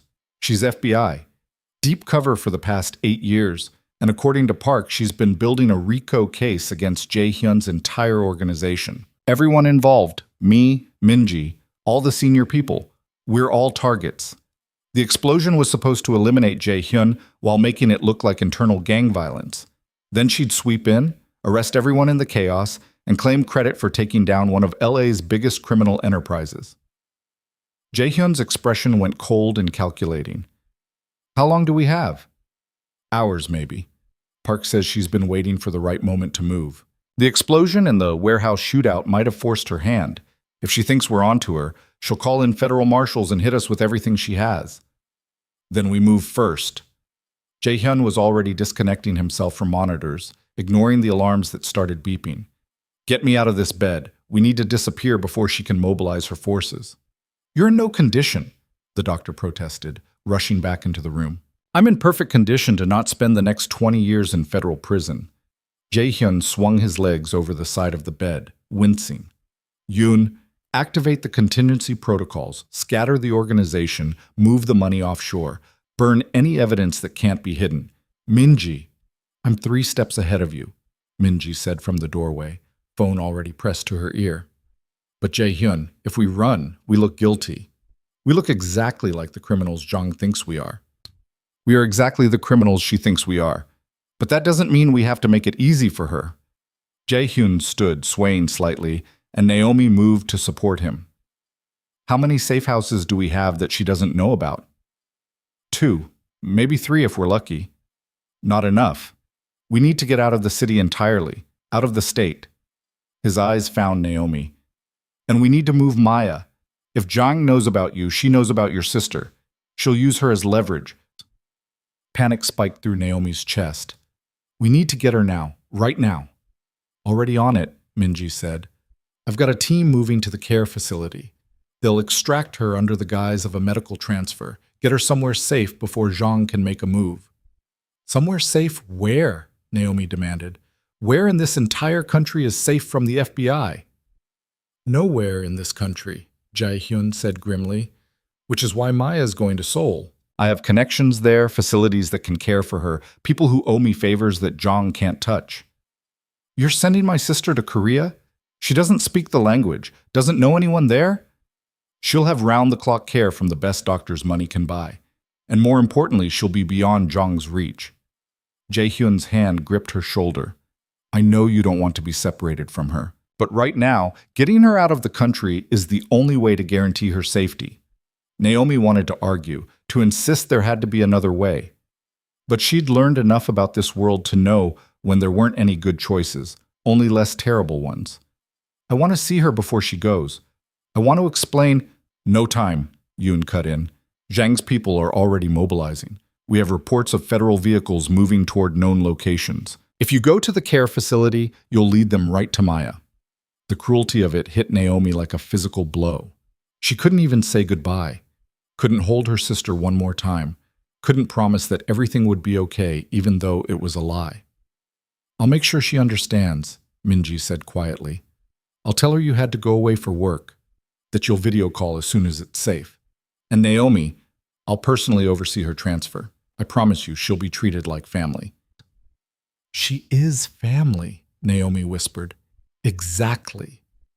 The next hours blurred together in organized chaos.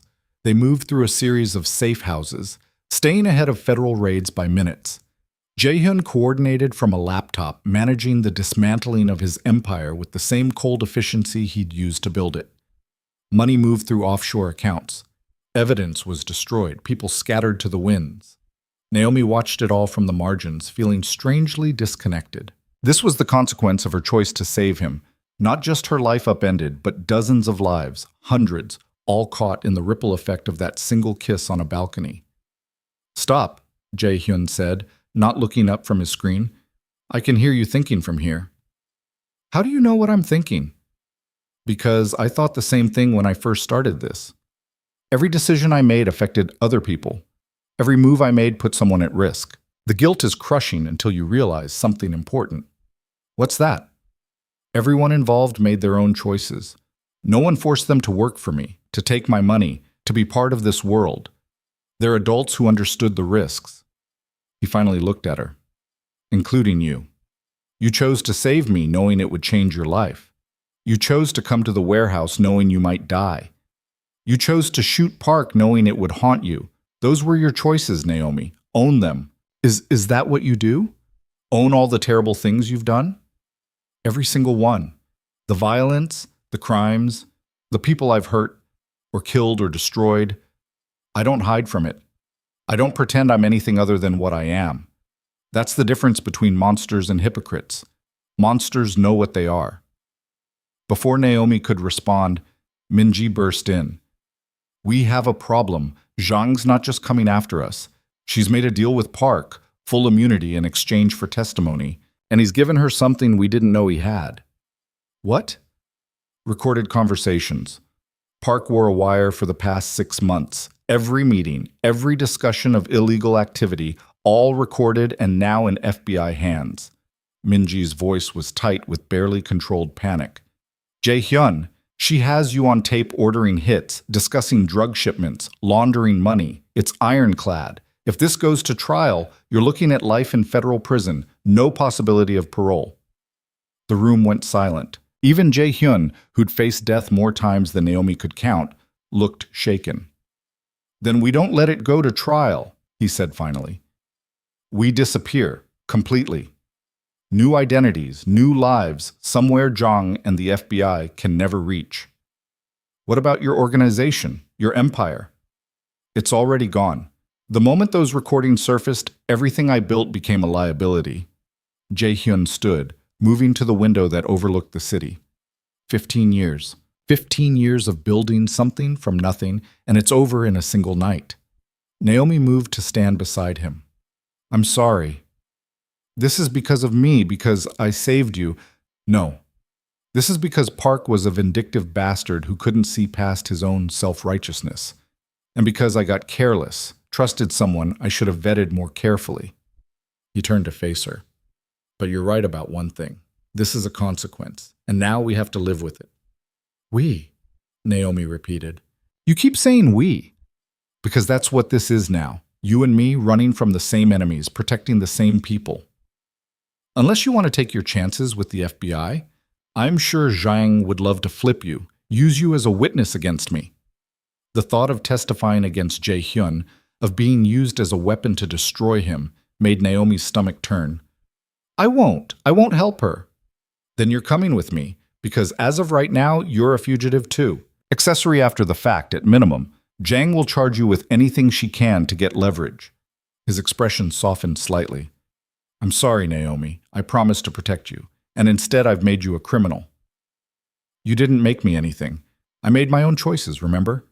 She took his hand, feeling the calluses on his palm, the strength in his fingers.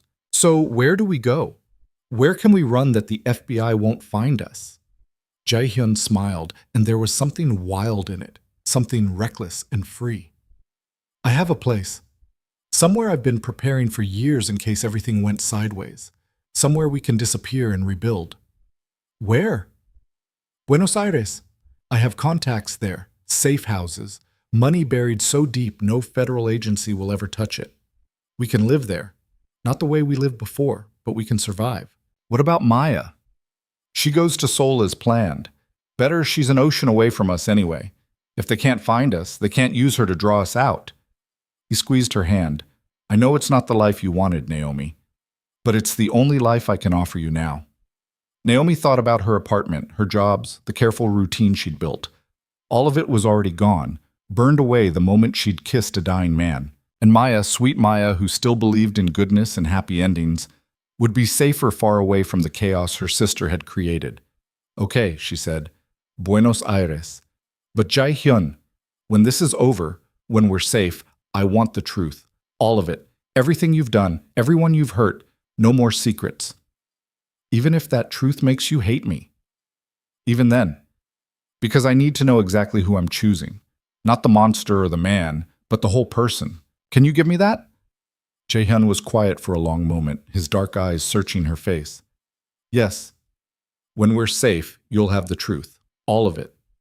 Minji reappeared with documents, passports, IDs, credit cards, all with different names. You're now Daniel and Sarah Chen, Canadian citizens on extended vacation. Your flight leaves in 4 hours from a private airstrip in Riverside. From there, you'll route through Mexico City, then Sao Paulo, then finally Buenos Aires. Total travel time 28 hours. And Maya? Her flight to Seoul leaves in 2 hours from LAX. I'll be on it with her, making sure she arrives safely. Once she's settled, I'll join you in Buenos Aires. Minji's expression was fierce. We protect our own, Naomi, always. The drive to the airstrip was tense, every passing car a potential threat. Naomi kept expecting federal vehicles to swarm them, sirens wailing, guns drawn. But they made it to Riverside without incident, and the small plane waiting on the tarmac looked almost disappointingly ordinary. "Last chance," Jae-hyun said as they stood at the base of the stairs. "Once we get on this plane, there's no going back. You'll be a fugitive, an international criminal, everything you never wanted to be." Naomi thought about Maya, who by now was probably already at the airport, confused and frightened but trusting that her sister had a plan. She thought about the life she was leaving behind, the poverty, the endless work, the exhaustion. She thought about the person she'd been 3 weeks ago, invisible and struggling, and the person she was now, dangerous, wanted, and strangely alive. "I'm not going back," she said. "I'm going forward. With you." They boarded the plane, and as it lifted into the pre-dawn sky, Naomi watched Los Angeles spread out beneath them, a glittering sprawl of lights and secrets, dreams and nightmares. Somewhere down there, Catherine Zhang was coordinating raids on empty safe houses. Somewhere, Maya was boarding her own flight to a country she'd never seen. Somewhere, the life Naomi had known was becoming nothing more than memory. Jae-hyun's hand found hers in the darkness of the cabin. "No regrets?" "1,000 regrets," Naomi said honestly. "But not about this. Not about you." As the plane climbed higher, leaving California behind, Naomi realized something fundamental had changed. She wasn't running away from anything. She was running towards something. A future written in blood and choice. A life that terrified and exhilarated her in equal measure. And beside her sat a man who was both her salvation and her damnation, the monster she'd saved and the person she was learning to love despite every rational reason not to. The plane banked south and Naomi closed her eyes, letting herself feel the weight of everything she'd done, everyone she'd hurt, all the lines she'd crossed. Tomorrow, they'd land in Mexico City. The day after, Sao Paulo. And finally, Buenos Aires, a city where they could disappear and rebuild. But tonight, suspended between the life she'd left and the life waiting ahead, Naomi Carter allowed herself one moment of peace. She'd made her choice. Now she had to live with it. And somehow, with Jae-hyun's hand warm in hers and the future stretching unknown before them, that didn't seem like the worst fate in the world. Buenos Aires welcomed them with humid air and the scent of jasmine drifting through the airport terminal. After 28 hours of travel, multiple layovers, and constant vigilance, Naomi felt like she was walking through a dream, exhausted, disoriented, and still waiting for federal agents to materialize from the shadows. But none came. They collected their minimal luggage and stepped into the Argentine night, and for the first time in days, Naomi felt like she could breathe. The safe house was in Palermo, Soho, tucked into a quiet street lined with jacaranda trees. 3 bedrooms, a rooftop terrace, and security measures disguised as ordinary home features. Jae-hyun explained the protocols as they settled in: the panic room behind the bedroom closet, the escape route through the neighboring building, the encrypted communication system that couldn't be traced. "How long have you been planning this?" Naomi asked, watching him move through the space with the familiarity of someone who'd memorized every detail. "Since the beginning. Since the day I realized that everything I built could be taken away in an instant." He turned to face her, and in the dim light, he looked younger somehow, less burdened. "In this business, you don't survive without contingency plans. This was mine." Naomi moved to the window that overlooked the street. Below, Buenos Aires pulsed with life. Couples walking arm in arm, restaurants spilling laughter and music onto sidewalks. A city that knew nothing of her crimes or her fears. "I need to call Maya," she said. "I need to know she made it safely." Jae-hyun handed her a secure phone. Minji should have landed in Seoul 3 hours ago. The number's already programmed. The phone rang twice before Minji answered, her voice clear despite the distance. "Naomi, I was expecting your call." "Is she okay, Maya? Is she—" "She's safe. Confused, frightened, but safe. The facility here is exceptional. They're already working on a care plan tailored to her needs." Minji paused. "She asked about you. Asked when you'd be coming to visit." Naomi's throat tightened. "What did you tell her?" "That you were working on a special project overseas, that you'd video call as soon as you could.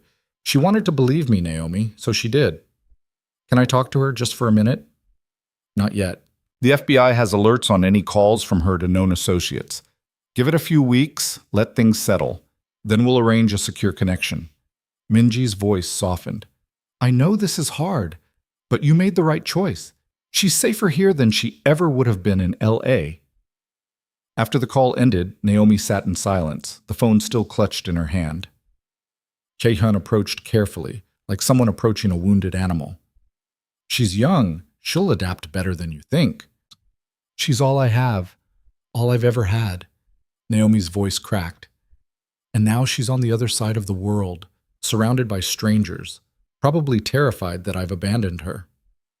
You didn't abandon her. You saved her. There's a difference. Jae-hyun sat beside her, close but not touching. My mother used to say that love isn't about staying close. It's about making the choices that keep the people you love alive, even when those choices break your heart. What happened to her? Your mother? She died 6 months after my father was killed. The doctor said it was a stroke, but I knew better. She died of grief and fear, of watching her whole world collapse and not having the strength to rebuild. His voice was distant, lost in memory. I was 19, alone in a foreign country, with nothing but rage and the determination to never be that powerless again. And look where it got me, a fugitive in another foreign country starting over with nothing. Not nothing, Naomi said quietly. You have resources, connections, money hidden in places the FBI will never find. I have you. The words hung in the air between them, weighted with meaning. That's not nothing, Naomi. She turned to look at him, really look at him. The bruises from the explosion were fading to yellow, the cuts healing to scars that would mark him forever. But his eyes, those dark, consuming eyes, held something she hadn't seen before. Hope, maybe. Or just the possibility of it. What are we doing here, Jae-hyun? Really? Surviving, rebuilding, trying to figure out if two broken people can make something whole. That's not how broken things work. No, but maybe it's how we work. He stood, offering his hand. Come on, I want to show you something. He led her to the rooftop terrace, and Naomi's breath caught. The city spread out before them like a constellation, lights twinkling in the distance, the sound of music and life drifting up from the streets below. It was beautiful in a way Los Angeles had never been. Organic, alive, unplanned. I used to come up here when I first bought this place, Jae-hyun said, leaning against the railing. I'd stand here and imagine what it would be like to just stop. To not be looking over my shoulder, to not be constantly calculating threats and planning 3 moves ahead, to just exist. Can you? Stop, I mean? I don't know. It's all I've known for so long. The violence, the strategy, the constant chess game. I'm not sure I know how to be anything else. He looked at her. But I'd like to try. With you. Before Naomi could respond, his phone buzzed. The encrypted one. The one that meant trouble. Jae-hyun's expression hardened as he read the message. It's Yoon. Jong's made her move. She's arrested 15 people from my organization, charged them all under RICO. She's holding a press conference tomorrow, claiming she's dismantled one of LA's most dangerous criminal enterprises. Will they talk? The people she arrested. Some will, some won't. Depends on what she's offering, and how afraid they are. Jae-hyun typed a response. But that's not the worst part. She's put out an international warrant for my arrest. And yours. We're officially wanted fugitives. The word should have terrified Naomi, but instead she felt strangely calm. Maybe she'd already accepted this reality, had internalized it during those hours in the air. How long do we have before they find us here? If we're careful, years maybe. Argentina doesn't have an extradition treaty with the US for certain crimes. And I've built enough cover here that unless someone specifically betrays our location, we're invisible. He pocketed the phone. But we can never go back, Naomi. Never set foot in America again. This is our life now.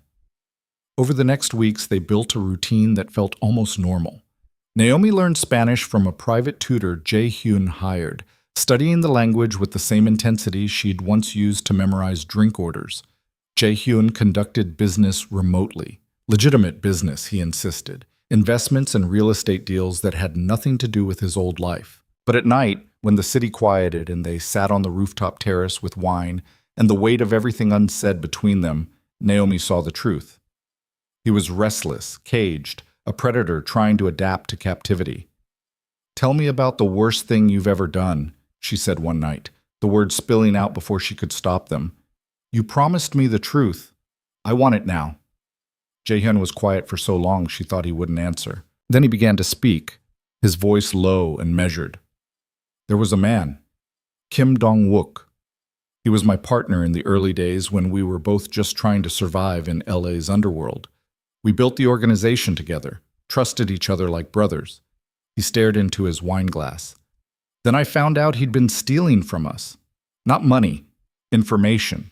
Selling our secrets to the Russians in exchange for protection and a cut of their profits. He was going to betray me, let them kill me, and take over everything we'd built. What did you do? I invited him to dinner. Made it seem like I didn't know, like everything was fine. We ate and drank and talked about the future like we always had. Jae-hyun's hands tightened on the glass. And when he was relaxed, when he thought he was safe, I told him I knew. I watched the fear dawn in his eyes, watched him realize he was already dead. Did you kill him yourself? Yes. I couldn't delegate it, couldn't let anyone else carry that weight. He'd been my brother, and I owed him the respect of dying by my hand, not some stranger's. He finally looked at her. I shot him in the back of the head, quick, painless. And then I had his body dissolved in acid so there'd be nothing left to find, nothing left to mourn. I erased him from existence like he'd never mattered at all. Naomi felt her stomach turn, but she didn't look away. Do you regret it? I regret that it was necessary. But I'd do it again if faced with the same choice. That's what makes me a monster, Naomi. Not the killing, the certainty that I'd do it again. And the others? How many have there been? Enough that I stopped counting. Some were self-defense, some were business, some were just necessary to maintain power, to send messages, to survive. He set down his glass. I told you the truth would make you hate me. Do you? Hate me? Naomi searched her feelings, looking for the horror and revulsion she knew she should feel.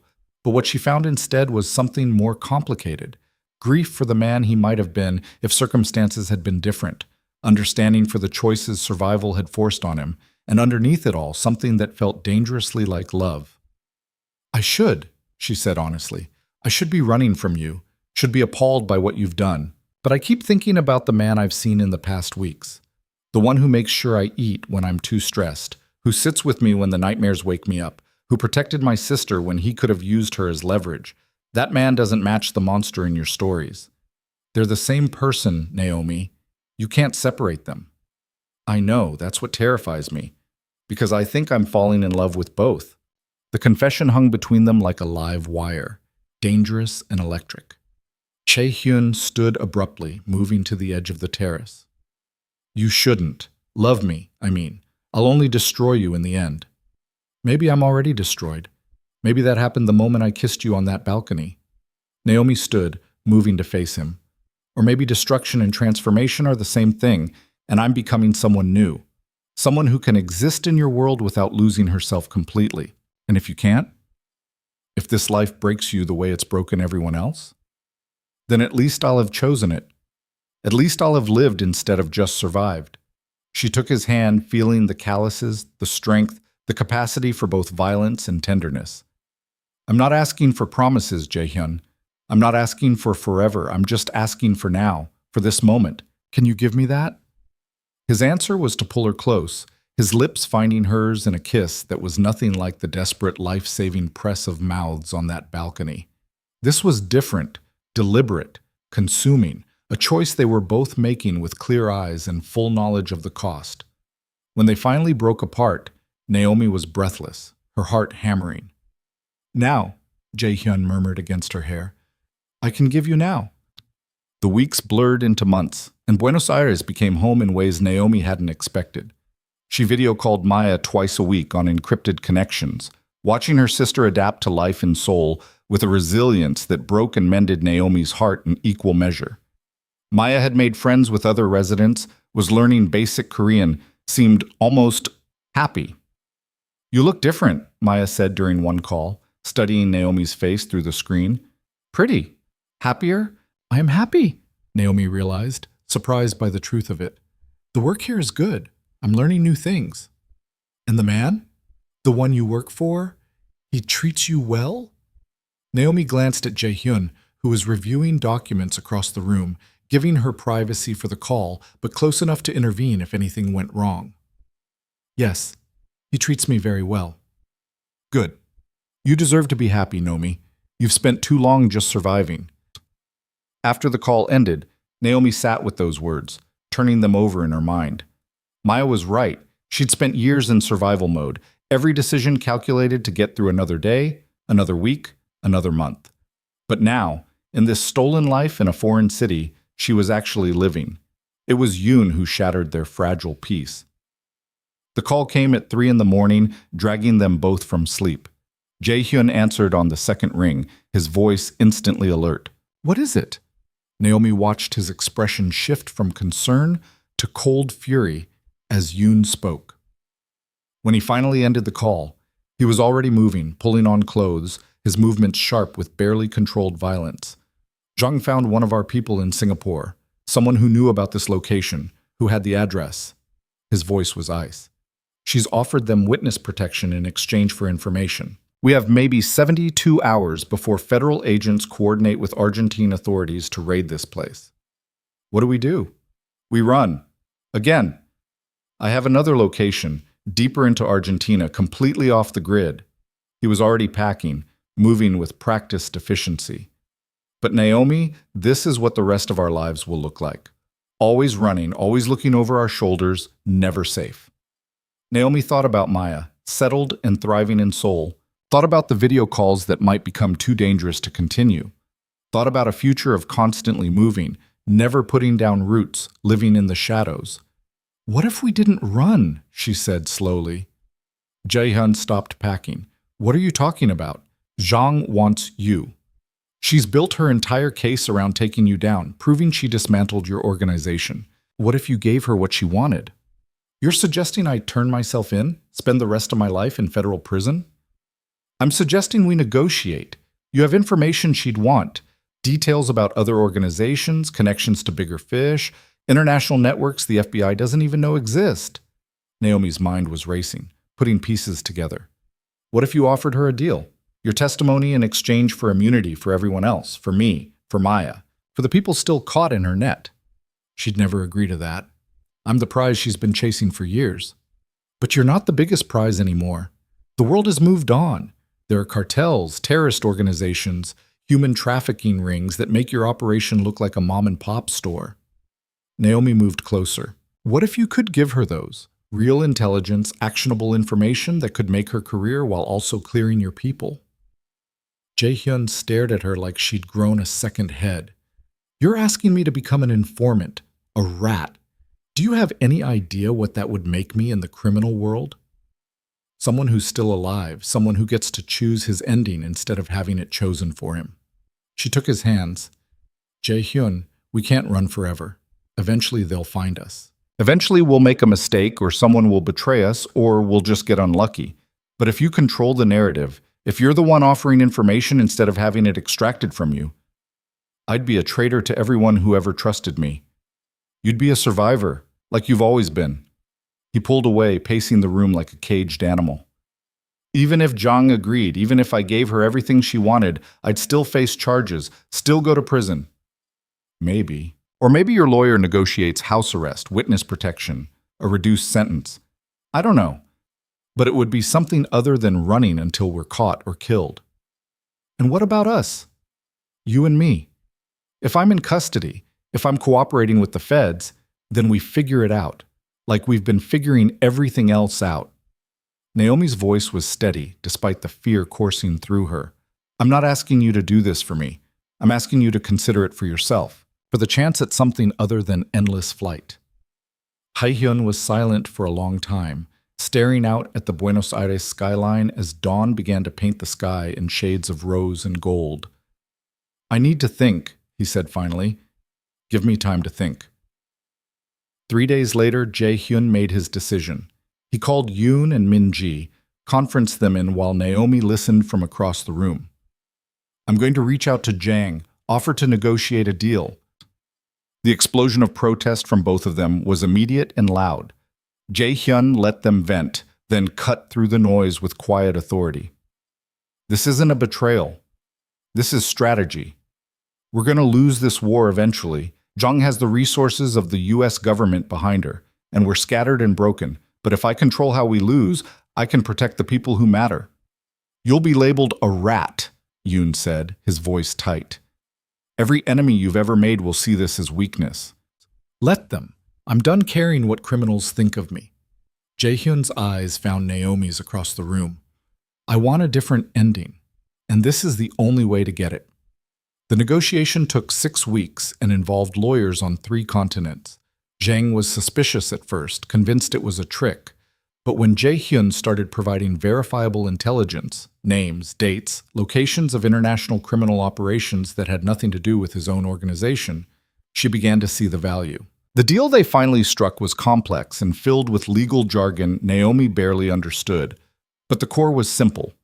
Jaehyun would provide testimony against multiple criminal enterprises in exchange for a reduced sentence, witness protection for Naomi and anyone else he designated, and immunity for the lower-level members of his former organization. 5 years, Jaehyun told Naomi after signing the initial agreement. Minimum security federal facility, full cooperation with ongoing investigations. After that, witness protection and a new identity. And me, full immunity. You were an unwilling participant, coerced into cooperation. Zhang agreed to drop all charges in exchange for your testimony corroborating certain details. He took her hands. You'll be free, Naomi. Truly free. You can go back to the States, be with Maya when she eventually returns from Seoul, build a real life. Without you. For 5 years after that, he shrugged. Who knows? Maybe we find each other again. Maybe we don't. Maybe 5 years is enough time for you to realize you're better off without a reformed criminal in your life. Naomi felt tears burning behind her eyes. 5 years is nothing. I've already waited my whole life for something real. I can wait 5 more years. Don't make promises you might not be able to keep. Then let me make one I can keep. I promise to be here when you get out. I promise to build a life worth coming back to. And I promise not to forget who we are to each other, even when the world tries to tell us we're wrong. The day Jaehyun surrendered himself to federal custody, Minji and Yoon were both there. They'd flown in from Seoul and Tokyo respectively, abandoning the scattered remnants of the organization to bear witness to its final dissolution. Naomi stood apart from them, watching as Jaehyun spoke with his lawyers one last time. He'd dressed carefully. Expensive suit, but not ostentatious. Respectable. Like a businessman turning himself in, not a crime lord. When it was time, he approached each person individually. To Yoon, he spoke in Korean, words Naomi couldn't fully understand but whose emotion was clear. Forgiveness, maybe. Or goodbye. To Minji, he gave instructions, details about accounts and safe houses, promises to look after the people who depended on him. And then he came to Naomi. This is it, he said. Last chance to run, to wash your hands of me and start completely fresh. I don't want fresh, I want real. And this, you, us, everything we've been through, this is the realest thing I've ever known. She straightened his tie, a gesture so domestic it made her chest ache. 5 years. I'll wait. Naomi Carter? He smiled, and it transformed his face from dangerous to almost beautiful. The waitress who saved a monster. What a story we've given the world. We're not done writing it yet. He kissed her then, in front of the lawyers and the federal agents and anyone watching. A kiss that was both goodbye and promise, ending and beginning. When they finally broke apart, Jaehyun turned and walked toward the waiting agents. He didn't look back. Didn't need to. They both knew this wasn't an ending. It was just the next chapter. The months that followed were strange and difficult. Naomi testified at multiple trials, her words helping to convict people she'd never met, but whose crimes were interconnected with Jaehyun's former world. Zhang kept her promises. The immunity held, and slowly, Naomi began to rebuild a life. She moved back to Los Angeles, to a small apartment in Silver Lake that had nothing to do with her old life or Jaehyun's influence. She enrolled in online courses, finishing the degree she'd abandoned when her mother got sick. And twice a month, she wrote letters to an inmate at a federal facility in Oregon. Letters that were carefully screened but still carried truth and hope. Maya came home after 18 months in Seoul, stronger and more independent than Naomi had dared to dream. The facility there had worked wonders, and Maya's English was now peppered with Korean phrases and a confidence that made Naomi's heart sing. "Tell me about him," Maya said one evening, watching Naomi seal another letter. "The man you're writing to." Naomi considered lying, protecting her sister from the truth. But Maya deserved better than that. "His name is Jae-hyun. He was a criminal once, a dangerous man who did terrible things, but he also saved my life in ways I didn't even know I needed saving. And you love him."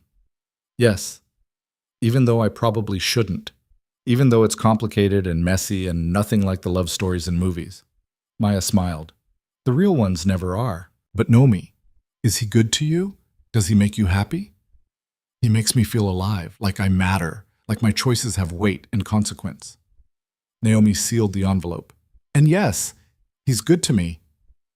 "Then I'm glad you found him. Everyone deserves someone who makes them feel alive." The years passed with surprising speed. Naomi graduated with honors, found work as a translator for international businesses, her gift for languages finally valued. She visited Jae-hyun when permitted, awkward conversations across prison visitation tables that gradually became easier, more natural. She watched him change too.